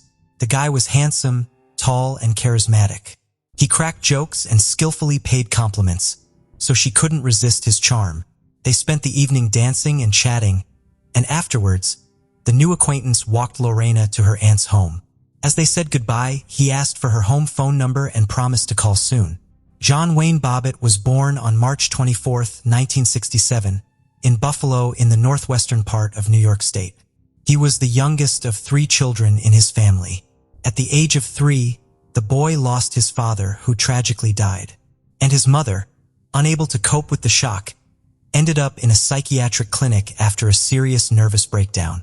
All 3 children were taken into the care of their religious aunt and uncle, who wanted to help their relatives in this difficult situation. The boy was still very young at the time, but the events that occurred undoubtedly left a mark on his life. The aunt and uncle raised the children with strictness in accordance with religious canons. They all attended church every Sunday and engaged in charity work, trying to help those around them. John was not an outstanding student, but overall he did fairly well in school. As a teenager, he decided to pursue a future in military service. After undergoing the necessary training and special preparation at a military academy, the young man joined the ranks of the Marines, where he proved himself as a brave, disciplined, and determined young man. However, after a few years, the strict regime and the need to obey in the army began to weigh on him. After leaving the service with some military experience and skills, he was hired as a security guard at one of the city's popular establishments. But he later changed jobs frequently, not staying long at any.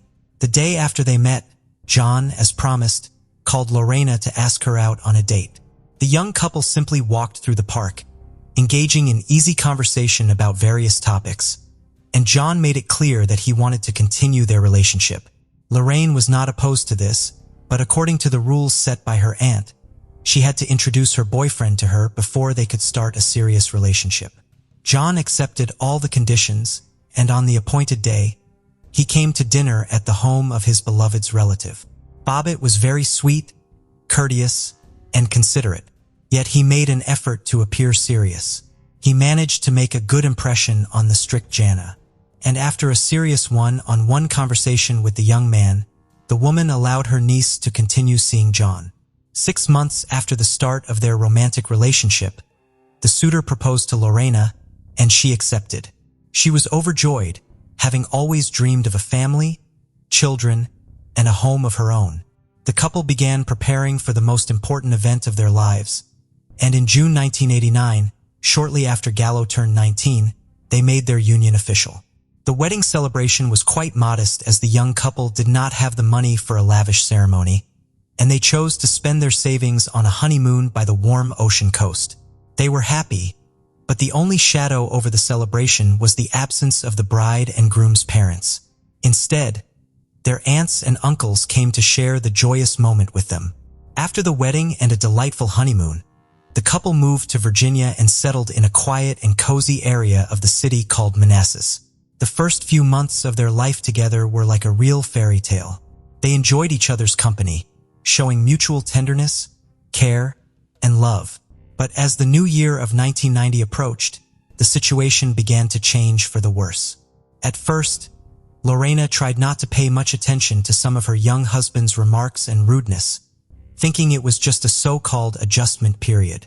But one day, when she served cold soup for dinner, her husband simply threw the plate on the floor and then started yelling at his wife, insulting her and calling her a terrible homemaker.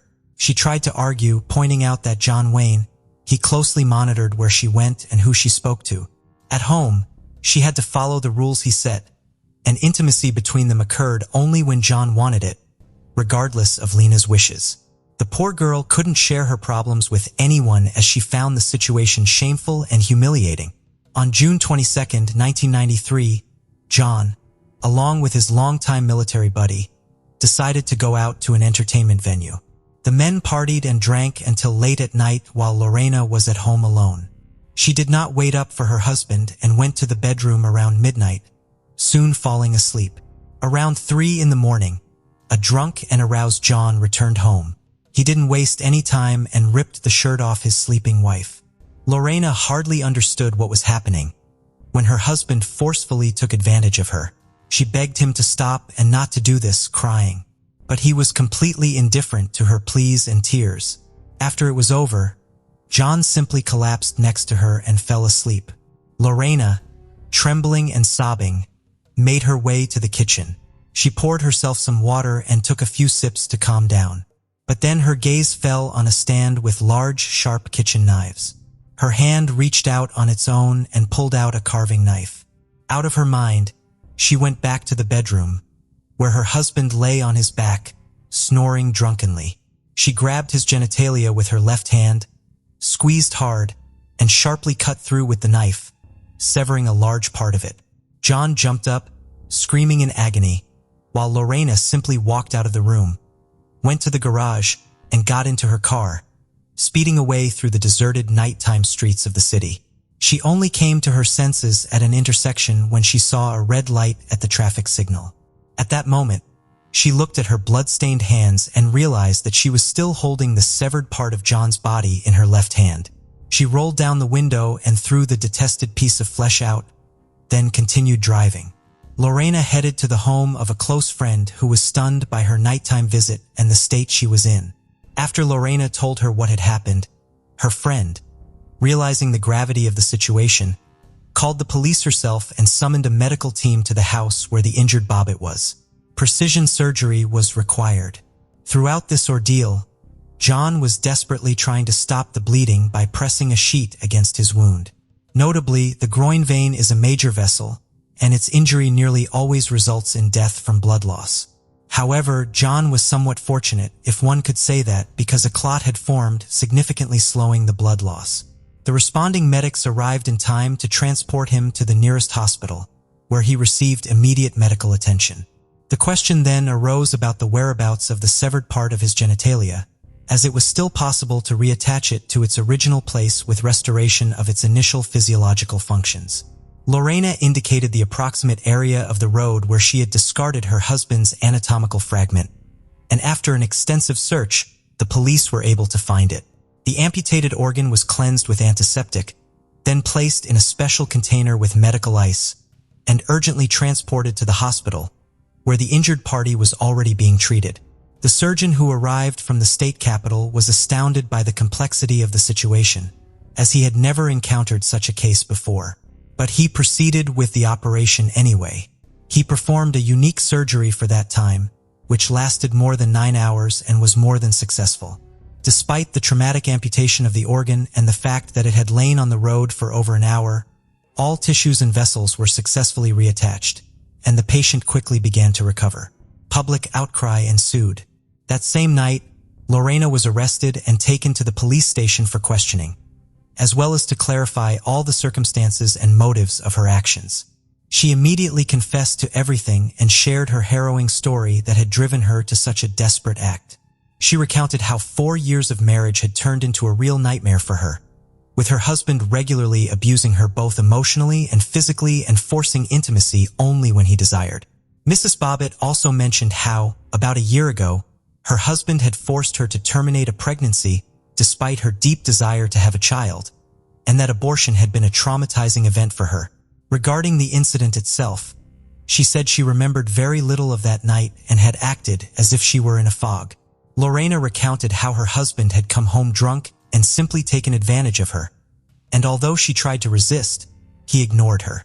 After the incident, she went to the kitchen for water, and the next thing she remembered was her husband's scream, the roar of the car engine, and the part of his genitalia that she was clutching in her hand as she sat behind the wheel. The case caused a significant stir in the press and was actively covered by the media. Many women like Lorena, who had suffered from domestic violence, as well as feminist organizations which were gaining strength and popularity at the time, rallied to her side. In the early 90s, wives who were subjected to emotional and physical abuse by their husbands typically remained silent about their plight. Society was still inclined to blame the victims themselves, suggesting that they provoked conflicts or behaved improperly. It was assumed that a wife should be submissive and obey her husband in everything. And if the husband was dissatisfied and resorted to violence, it was considered the wife's fault. It was her fault. Intimacy in marriage was considered a duty of the wife, not open to discussion. On the other hand, almost all men sided with John. Many feared that Lorena's act might prove contagious, prompting other women suffering from physical and intimate violence in marriage to also take up knives. According to official statistics, there were several million such women in the country at that time. Trials and sentences of the spouses, two parallel court cases, began almost simultaneously. Lorena officially charged her husband only with taking advantage of her on that fateful night. Although in court, she detailed the years of regular abuse and beatings, emotional violence and humiliations she endured, as well as the abortion she was forced to undergo against her while under her husband's coercion. John's testimony was confused. He denied all allegations against him, but much of what Lorena said was corroborated by facts. For instance, it was confirmed that he did not have steady employment or a stable source of income, yet he loved spending time in entertainment venues, often forcibly or deceitfully taking money from his wife to do so. Additionally, Lorena's friends confirmed that they had repeatedly seen bruises and scrapes on her body, and she had been in a depressed state for a long time, though she tried not to complain. The court concluded that the husband had indeed abused his wife both emotionally and physically throughout their marriage, driving her to desperation. However, regarding the charge of intimate violence that occurred on the night of June 23, 1993, there was not enough evidence, and thus John was acquitted. He presented several versions of what happened that evening, and the jury, composed of 9 women and 3 men, found him not guilty. In the fall of that year, Lorena's trial began in September 1993. She was charged with inflicting severe bodily harm on her spouse. Her lawyers argued that she acted while suffering from PTSD caused by the ongoing emotional and physical abuse from her husband. A psychiatric evaluation was ordered, which confirmed that she acted in a state of distress, unaware of her actions, and therefore could not be held responsible for what she had done. In early January of the following year, after nearly 8 hours of deliberation, the jury decided that Lorena could not be held criminally responsible for her actions, as she was in a state of insanity at the time of the offense.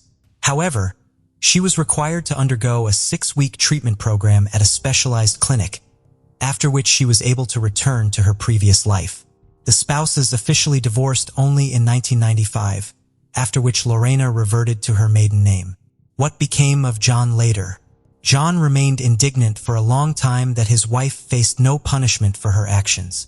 He decided to fully capitalize on his sudden notoriety, aiming to extract as much money as possible from such scandalous fame. John founded his own music band called Severed Parts, but the group was short-lived as it failed to garner any public interest. When offered a substantial fee to star in adult films in the late 90s, he did not hesitate to accept. Thus, he appeared in explicit films titled Frankenpenis, a play on Frankenstein, and John Wayne Bobbitt Uncut. John acted in several more films of a similar genre, but interest in him and his reattached organ quickly waned. For a long time, John was eager to appear on various talk shows and gave interviews extensively. But over the years, such offers became less frequent, and the story gradually faded from memory. John then found work as a bartender in an entertainment venue in Las Vegas. And by his 50s, he was struggling to make ends meet by taking jobs as a mover, driver, and pizza delivery man. In 1999, he received a suspended sentence for theft.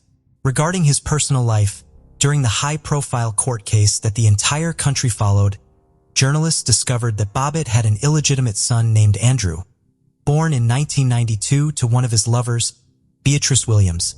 In 1994, John was brought to trial for assaulting his new girlfriend, Christina Elliott, who worked as a dancer in a nightclub. He spent 15 days in jail for this and received probation. In the early 2000s, John was arrested 3 times for assaulting his then-wife, Joanna Farrell. This time, he was imprisoned for a year for violating his probation. They officially divorced in February 2004. What happened to Lorena?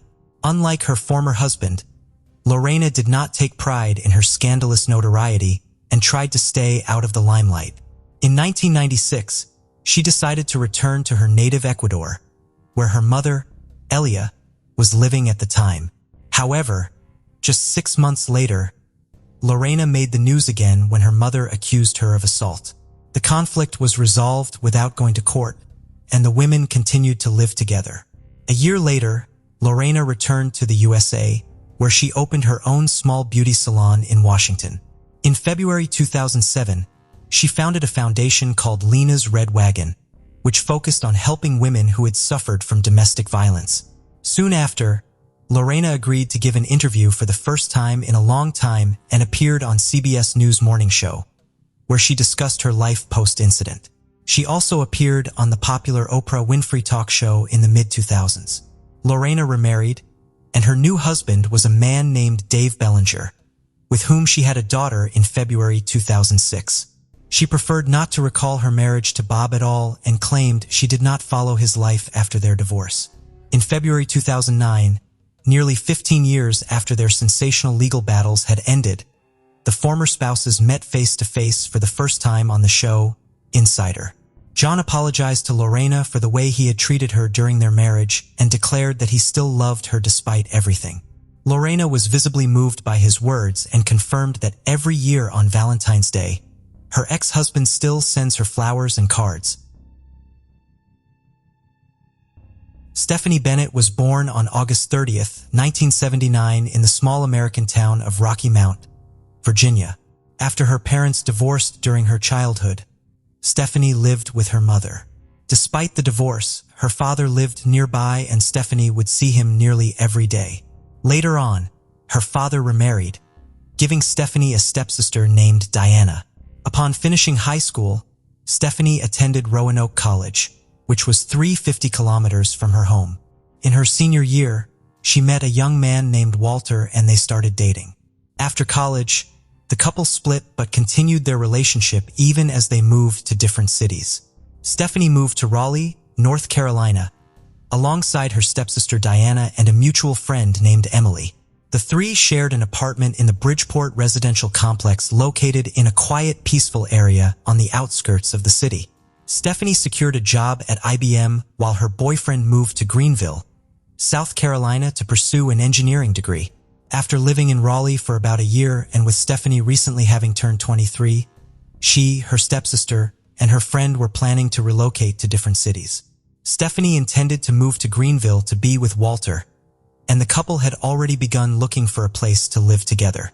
In May, Stephanie visited Greenville, where she and Walter viewed several apartments and chose one suitable for them. Upon her return to Raleigh, she found that Emily had moved to another city and Diana had left for a few days to attend a funeral. On the night of May 20th, Stephanie came home from work and spoke on the phone with Walter, who was to fax her the lease agreement for the new apartment for her signature. They agreed that Walter would send it the following day when Stephanie could use the fax machine at her workplace. The next day, Walter was unable to reach Stephanie by phone, either at work or at home. After several unsuccessful attempts and Stephanie failing to show up for work, her friends and family became concerned and contacted the police. When the police arrived at her apartment, they found Stephanie deceased on the floor of her bedroom. Upon finding identification documents and confirming through a photograph, they identified Stephanie as the victim. Investigators noted a dirty clothes hamper under the window of Emily's bedroom, which had been moved. They surmised that the killer could have entered the apartment through the window. Additionally, they found the home phone in Emily's bedroom closet with its cord cut, suggesting the perpetrator had hidden there and disabled the phone to prevent the victim from using it. After speaking with Diana, the police learned that several items were missing from the apartment. The perpetrator had taken $8 from Stephanie's wallet, 2 recorders, and the clothes hamper from Stephanie's room, presumably to carry the stolen items. Forensic experts found DNA evidence on the victim and took a sample, but it did not match any records in the FBI database. The cause of death was determined to be asphyxiation. Notably, the murder weapon was not found at the scene, leading to the belief that the killer had taken it. Investigators interviewed other residents of the apartment complex, hoping someone might have seen the killer. During these interviews, it came to light that for several months, residents have reported someone lurking around and peeping through windows at the complex. The manager was questioned, but the complex administration could not locate the suspect. Notably, at least once, this individual was seen at Stephanie's window. Moreover, a few months before, an unknown man attacked a woman jogging near the lake by the complex. After this incident, Stephanie was scared to stay alone in her apartment and wished to move to Greenville as soon as possible. Investigators examined the complex's surroundings and found something peculiar. In the bushes, they discovered several dozen women's underwear, later identified as belonging to Stephanie. The police theorized that the murderer might have taken these from the apartment but then discarded them in the bushes for some reason. However, this theory was soon disproved. It turned out that a teenager living in the adjacent apartment regularly entered Stephanie's room and stole her underwear, then discarded them in the bushes. The young man admitted this when questioned by investigators, but denied any involvement in the murder. His DNA did not match the sample from the crime scene, so he was no longer considered a suspect. The police thought that the man who had been spying on women through the apartment windows was the most obvious candidate for the murder. After speaking with everyone who had seen this man, the detectives created a composite sketch and published it in the newspapers, but without success. As standard procedure, investigators checked Stephanie's boyfriend, who voluntarily provided a DNA sample that did not match the murderer's. Additionally, at the time of the murder, Walter was several hundred kilometers away and could not physically have been at the scene. Subsequently, the police asked all the men in the complex to voluntarily provide a DNA sample. This also yielded no results. No match was found among the 283 DNA profiles received, and at this point there were no significant leads. Detectives organized surveillance of the apartment complex in hopes of catching the man who had been spying on residents. To their surprise, they soon succeeded. On June 3rd, police observed a man approaching several ground floor windows and looking inside the homes. While at one of the windows, this man began to masturbate and the police immediately arrested him. This individual turned out to be Christopher Lee, who had been convicted multiple times for peeping and stalking women, including a 3-year prison sentence for harassment in February. The detectives thought they had finally caught the killer, but were disappointed. Christopher's DNA did not match the sample found on Stephanie's body. He was charged with peeping but was no longer considered a suspect in the murder. The police continued working on the case without any significant leads. A year later, the lead detective heard about a lab in Florida that could determine a person's ethnic ancestry based on their DNA. Despite doubts about this technology, he did not want to miss an opportunity. So he sent the DNA of 4 of his colleagues of different ethnic backgrounds as a test.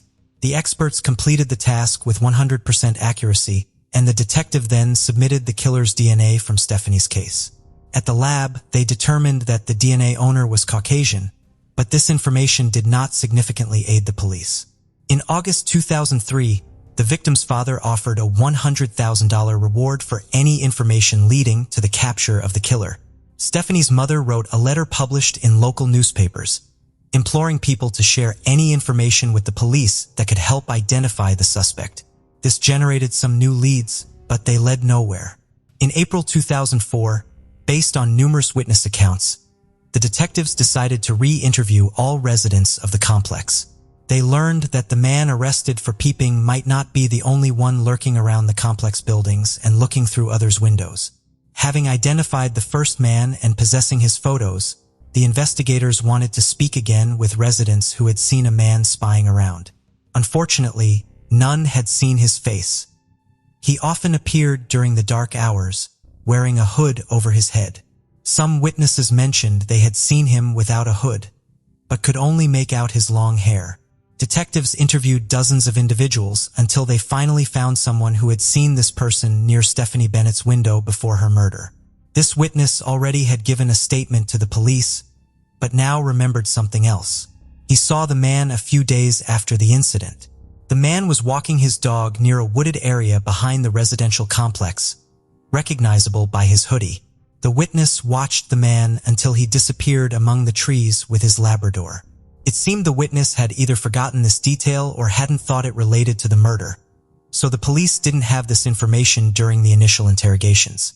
2 years after Stephanie's death, detectives learned they should be looking for a man with a Labrador who, since he walked the dog in that area, likely lived nearby. Detectives found an interesting fact. There was another residential complex behind the wooded area where the man was spotted. Assuming the dog owner might live there, the police inquired with the complex staff if they knew of a man with a Labrador. They were immediately given the name Drew Planton, a 35-year-old regarded as somewhat odd by complex employees.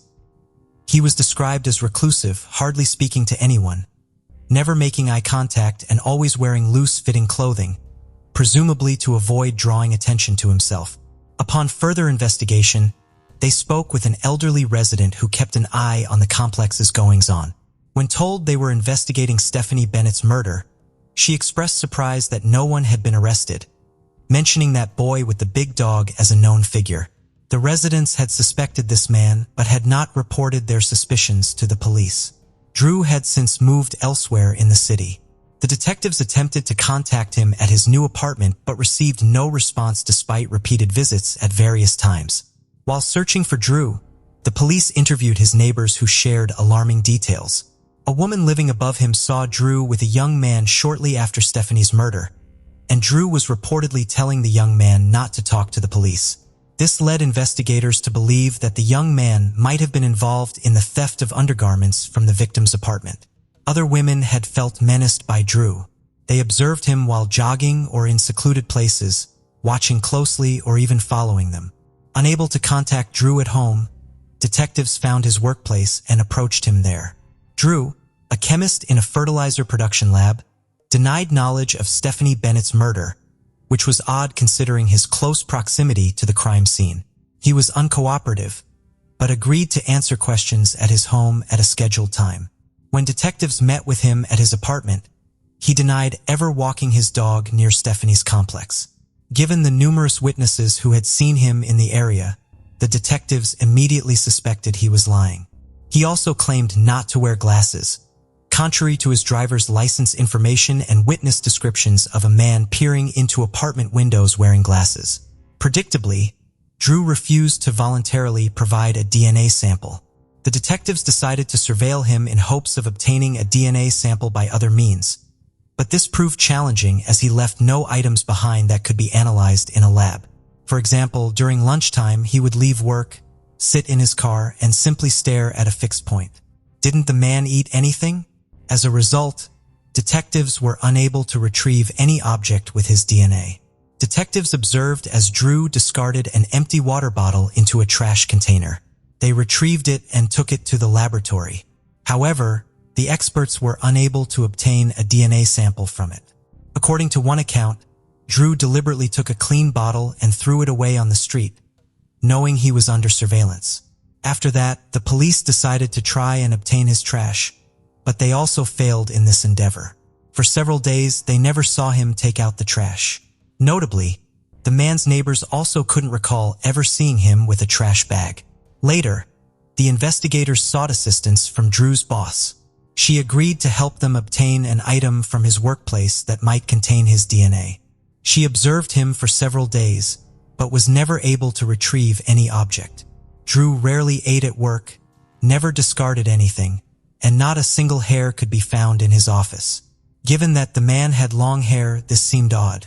The investigators were already convinced that Drew was meticulously eliminating any traces so they couldn't obtain his DNA. Once, the boss saw him pick up his hair and tie it with an elastic band.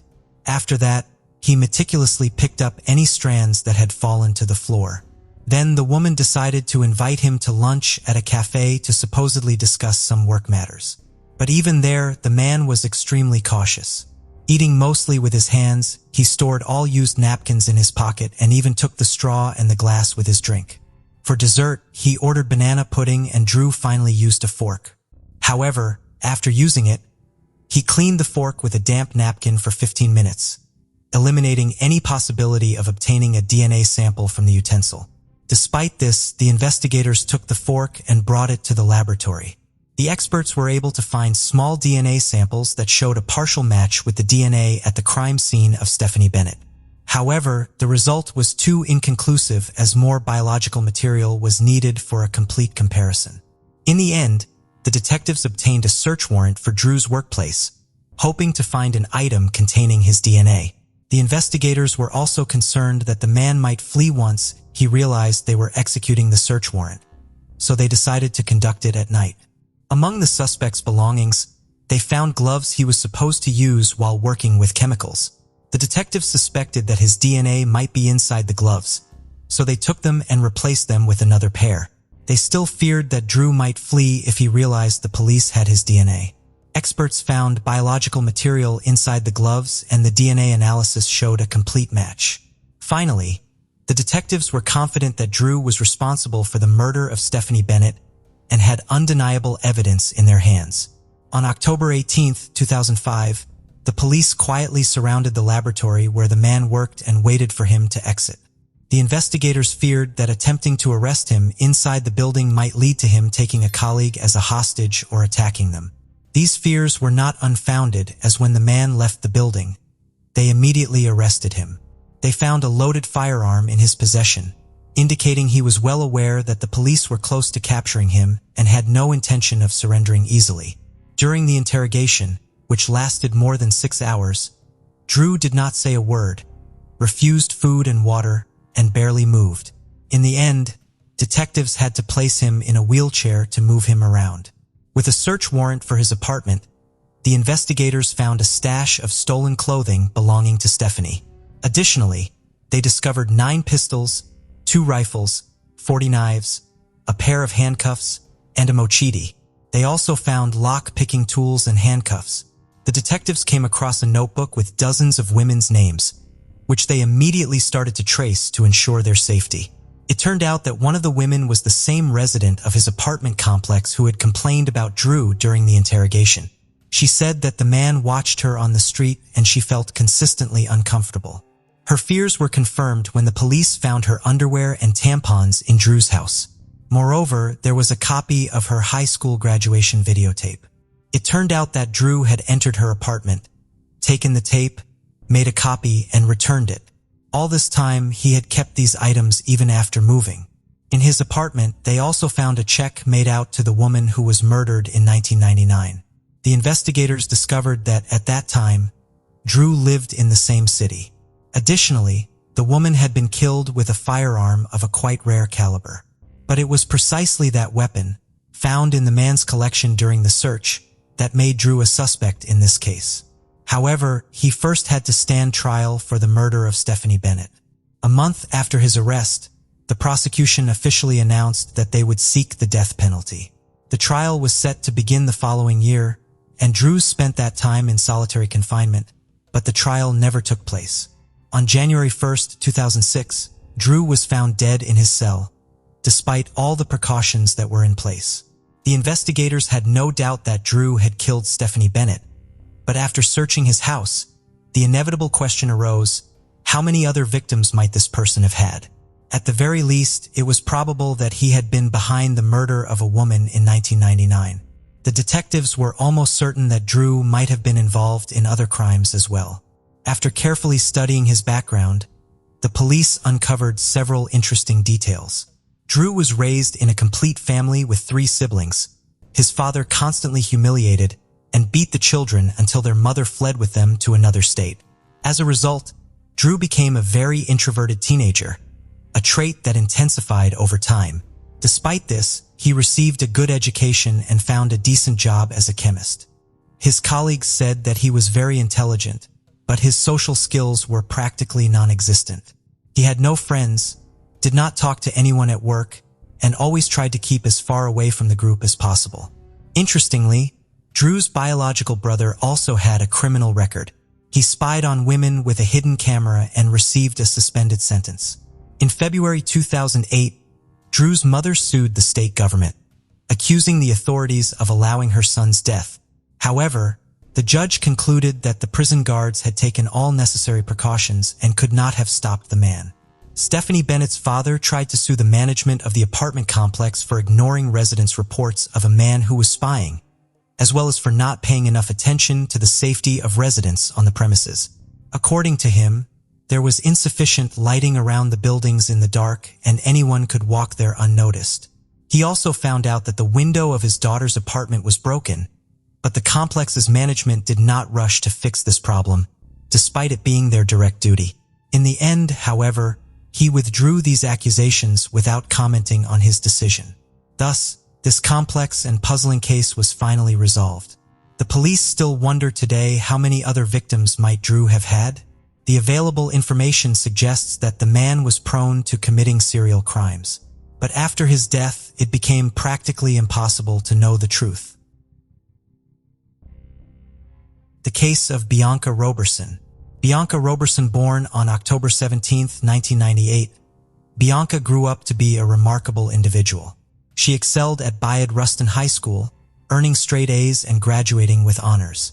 Her impressive academic record earned her a 4-year merit scholarship to Jacksonville University in Florida, where she planned to major in criminal justice and pursue her dream of becoming an FBI forensic agent. Bianca was a multi-talented young woman who had been involved in various activities throughout her life. She was a Girl Scout, a cheerleader, and a basketball player. She also had a passion for music, taking lessons in flute, violin, clarinet, and guitar. Additionally, she was an artist. Bianca lived with her mother and maternal grandmother, Josephine Perry, and was excited to experience the independence and challenges of dorm life. However, her plans were tragically cut short. On June 28, 2017, Bianca, her mother, and grandmother went shopping at Walmart to prepare for her upcoming move to Florida. Bianca Roberson was tragically killed in a car accident on a road she knew well. The incident occurred just 10 minutes after she left a Walmart parking lot. Witnesses quickly called 911, and first responders rushed to the scene. Unfortunately, paramedics were unable to save Bianca, and she was pronounced dead at the scene. Initial observations suggested that Bianca's severe head injuries were caused by her car veering off the road. However, as police interviewed eyewitnesses, a crucial detail emerged. A witness reported that Bianca's car had collided with a red pickup truck, which had fled the scene without stopping. As she drove home to meet her granddaughter, Bianca's grandmother was worried about the traffic and wondered if it might be related to Bianca. However, she had no idea that the cause of the traffic jam was actually a car crash involving Bianca. When she arrived home, she was met with devastating news. 2 police officers were waiting to inform her that Bianca had been killed in the accident. For Michelle, Bianca's mother, the news was almost too much to bear. Losing a child is every parent's worst nightmare. Michelle, a nurse from Delaware County, was still grieving the loss of her 22-year-old son, M.L. James Rowley, who had passed away from a heart condition in February 2013. She had hoped that time would ease her pain, but instead, it had only intensified with the loss of her daughter. Michelle Robertson is struggling to cope with the loss of her second child. "I'm just existing," she said, feeling lost and without purpose. Her children were her reason for getting up in the morning, and now she feels like a mom without kids. After her divorce from Rodney Robertson in February 2006, they managed to put aside their differences and work together as amicable co-parents thanks to their daughter Bianca. Michelle acknowledged that their divorce was not easy, but Bianca's presence helped to calm the tension. Bianca didn't like it when I spoke harshly to her mother, and she would correct me, he said.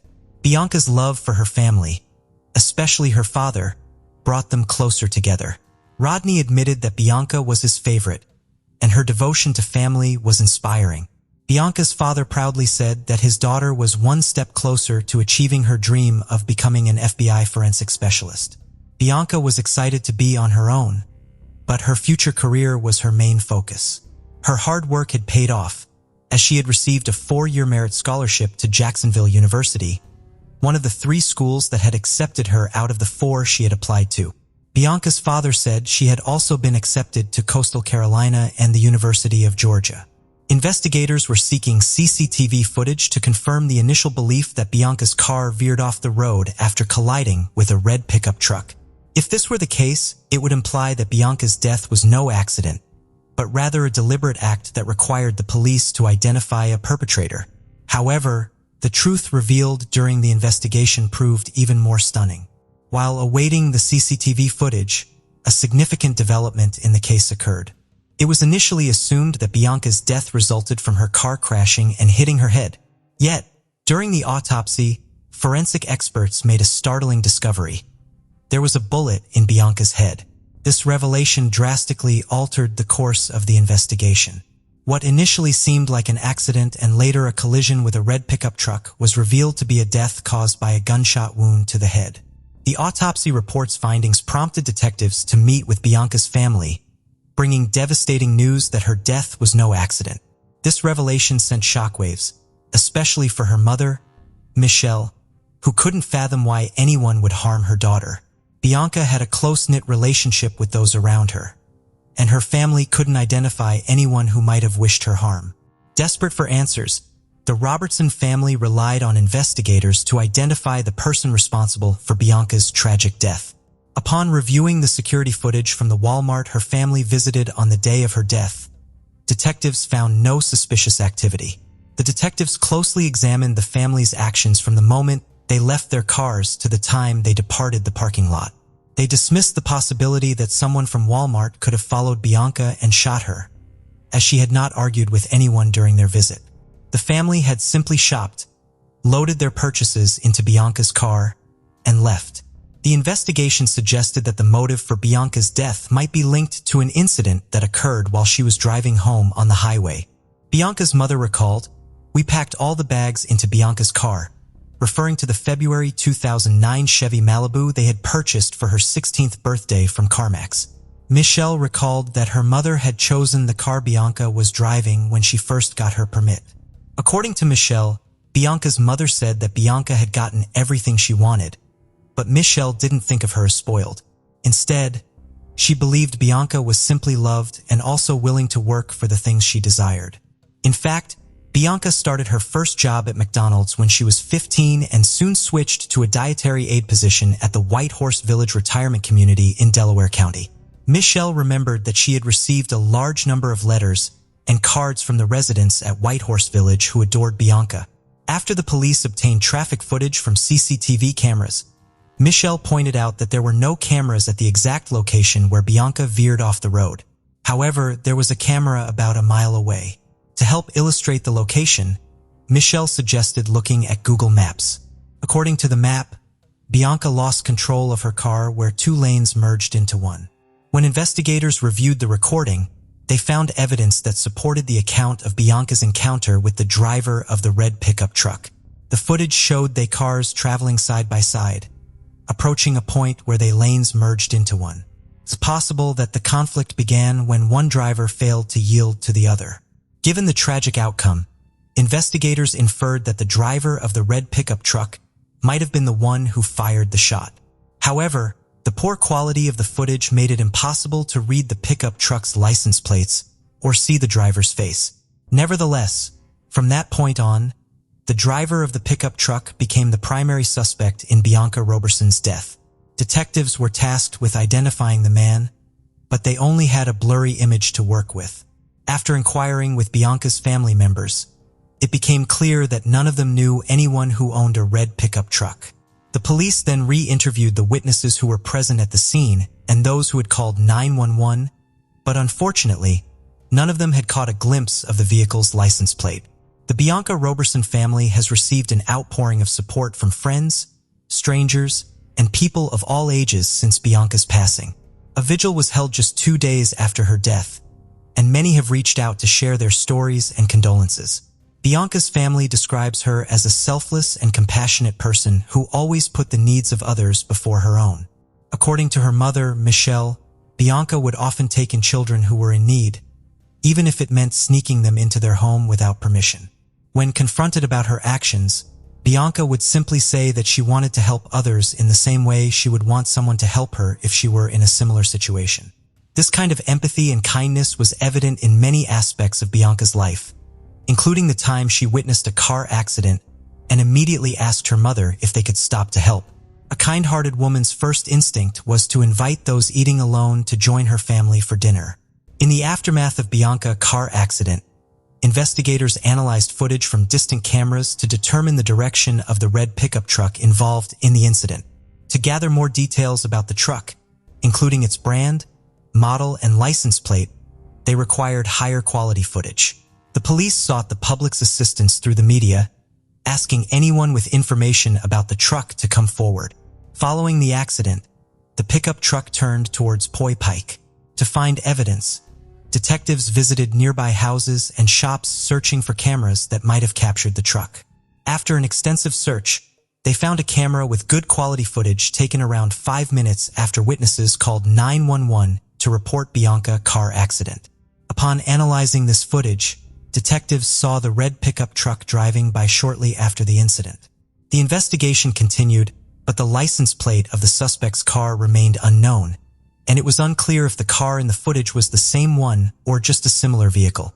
However, 2 days after the incident, a new lead emerged when a woman contacted the police, claiming to have seen the car they were searching for.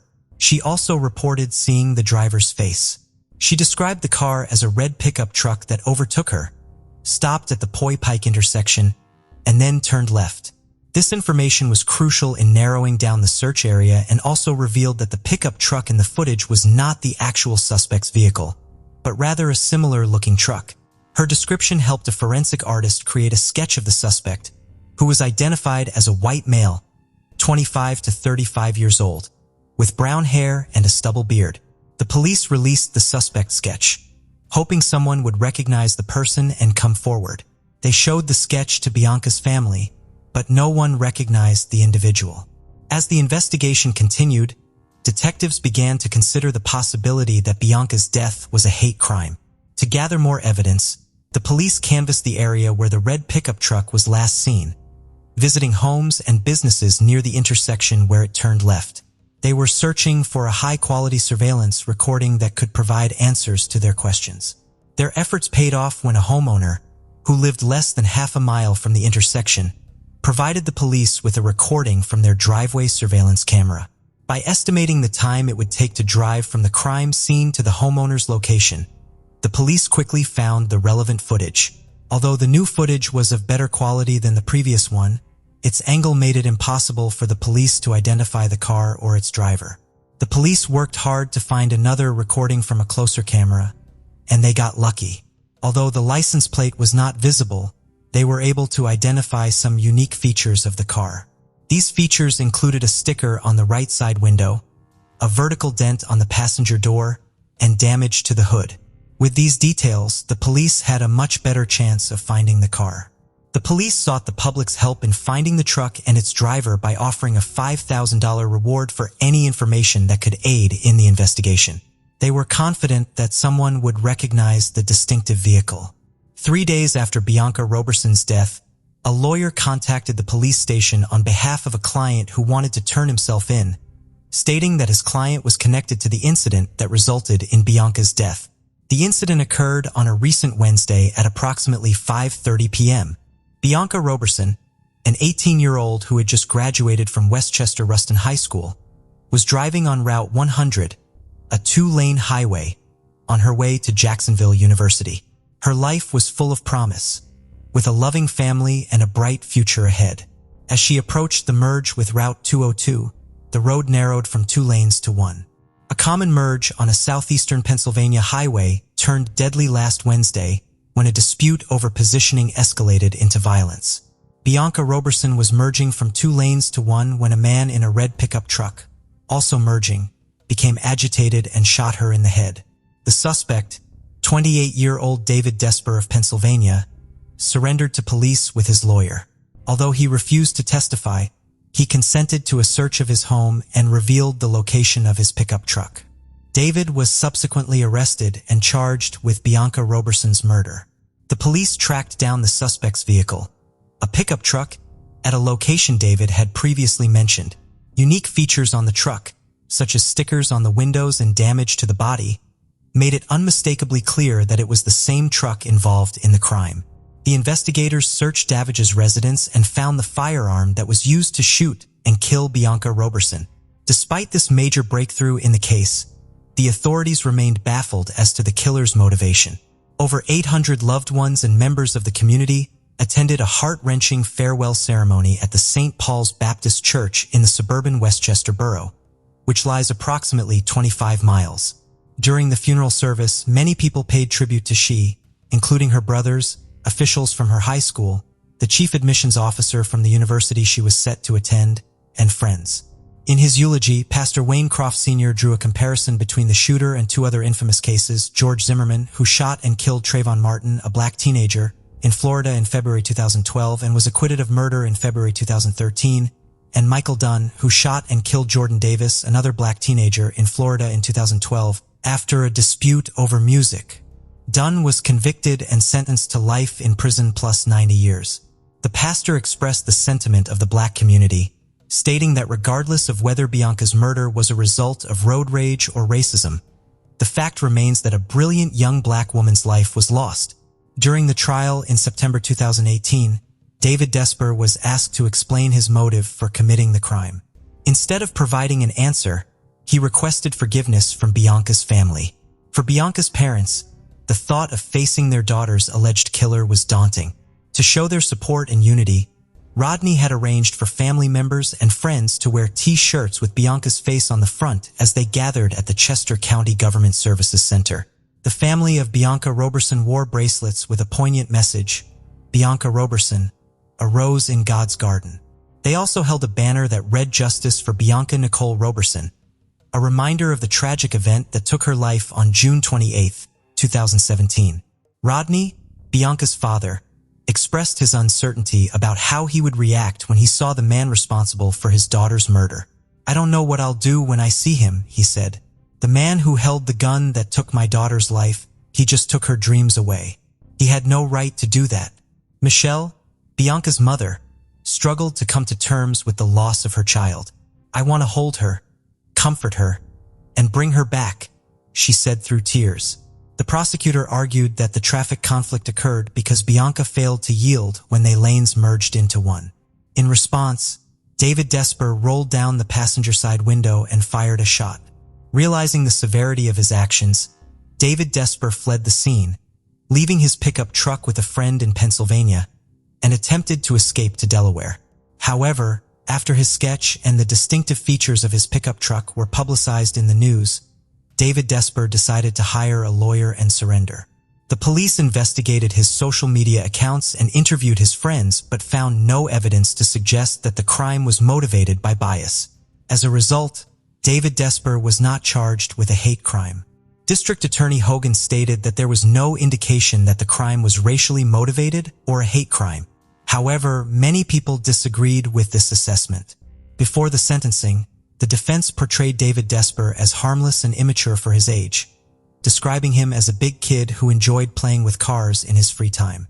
They argued that David Desper had essentially handed the case to the government by turning himself in. The defense claimed that David Desper was driving home when another car startled him, causing him to fire the gun. They maintained that David Desper was not a menacing individual. Prosecutor Chris Miller countered that a 28-year-old man driving with a loaded firearm is not a big kid. He emphasized that David Desper's actions were those of a responsible adult. Ironically, David Desper's own mother had shared a Facebook post about the police searching for the person who murdered Bianca Roberson, unaware that the suspect was her own son. Wendy Desper expressed her love for Bianca's family and apologized for her son's actions. "I'm so sorry for what my son did," she said, as her son wept. Rodney Robertson struggled to speak through tears as he addressed his daughter's killer. "I have simple questions for the defendant," he said. "Why did you shoot my daughter? Was it because of her youth, her race, her gender, or just because you wanted to go first on the road? Was it simply because you were having a bad day?" Rodney continued, "All my dreams for Bianca were coming true until the day the defendant took her life. Now all I have left of Bianca are my memories." David Desper pleaded guilty to third-degree murder. The court sentenced him to 40 years in prison, with the possibility of parole after 20 years. Judge and Marie Wecraft became emotional as she announced the sentence, telling Desper, "I don't believe you were afraid. I believe it was anger." County Judge Annery Wecraft imposed the maximum sentence of 20 to 40 years for that grade of homicide. David Desper attempted to appeal the sentence, but his appeal was denied. Thank you for joining us on this journey into the depths of unsolved mysteries. Cold cases not only challenge our understanding of the past, but also ignite our curiosity and determination for answers. Remember to subscribe to stay updated on our latest investigations. And if you have any information regarding the cases we've covered, don't hesitate to reach out. Together, we can shed light on the shadows of the past and bring closure to those who seek it. Until next time, stay vigilant, stay curious, and never stop seeking the truth.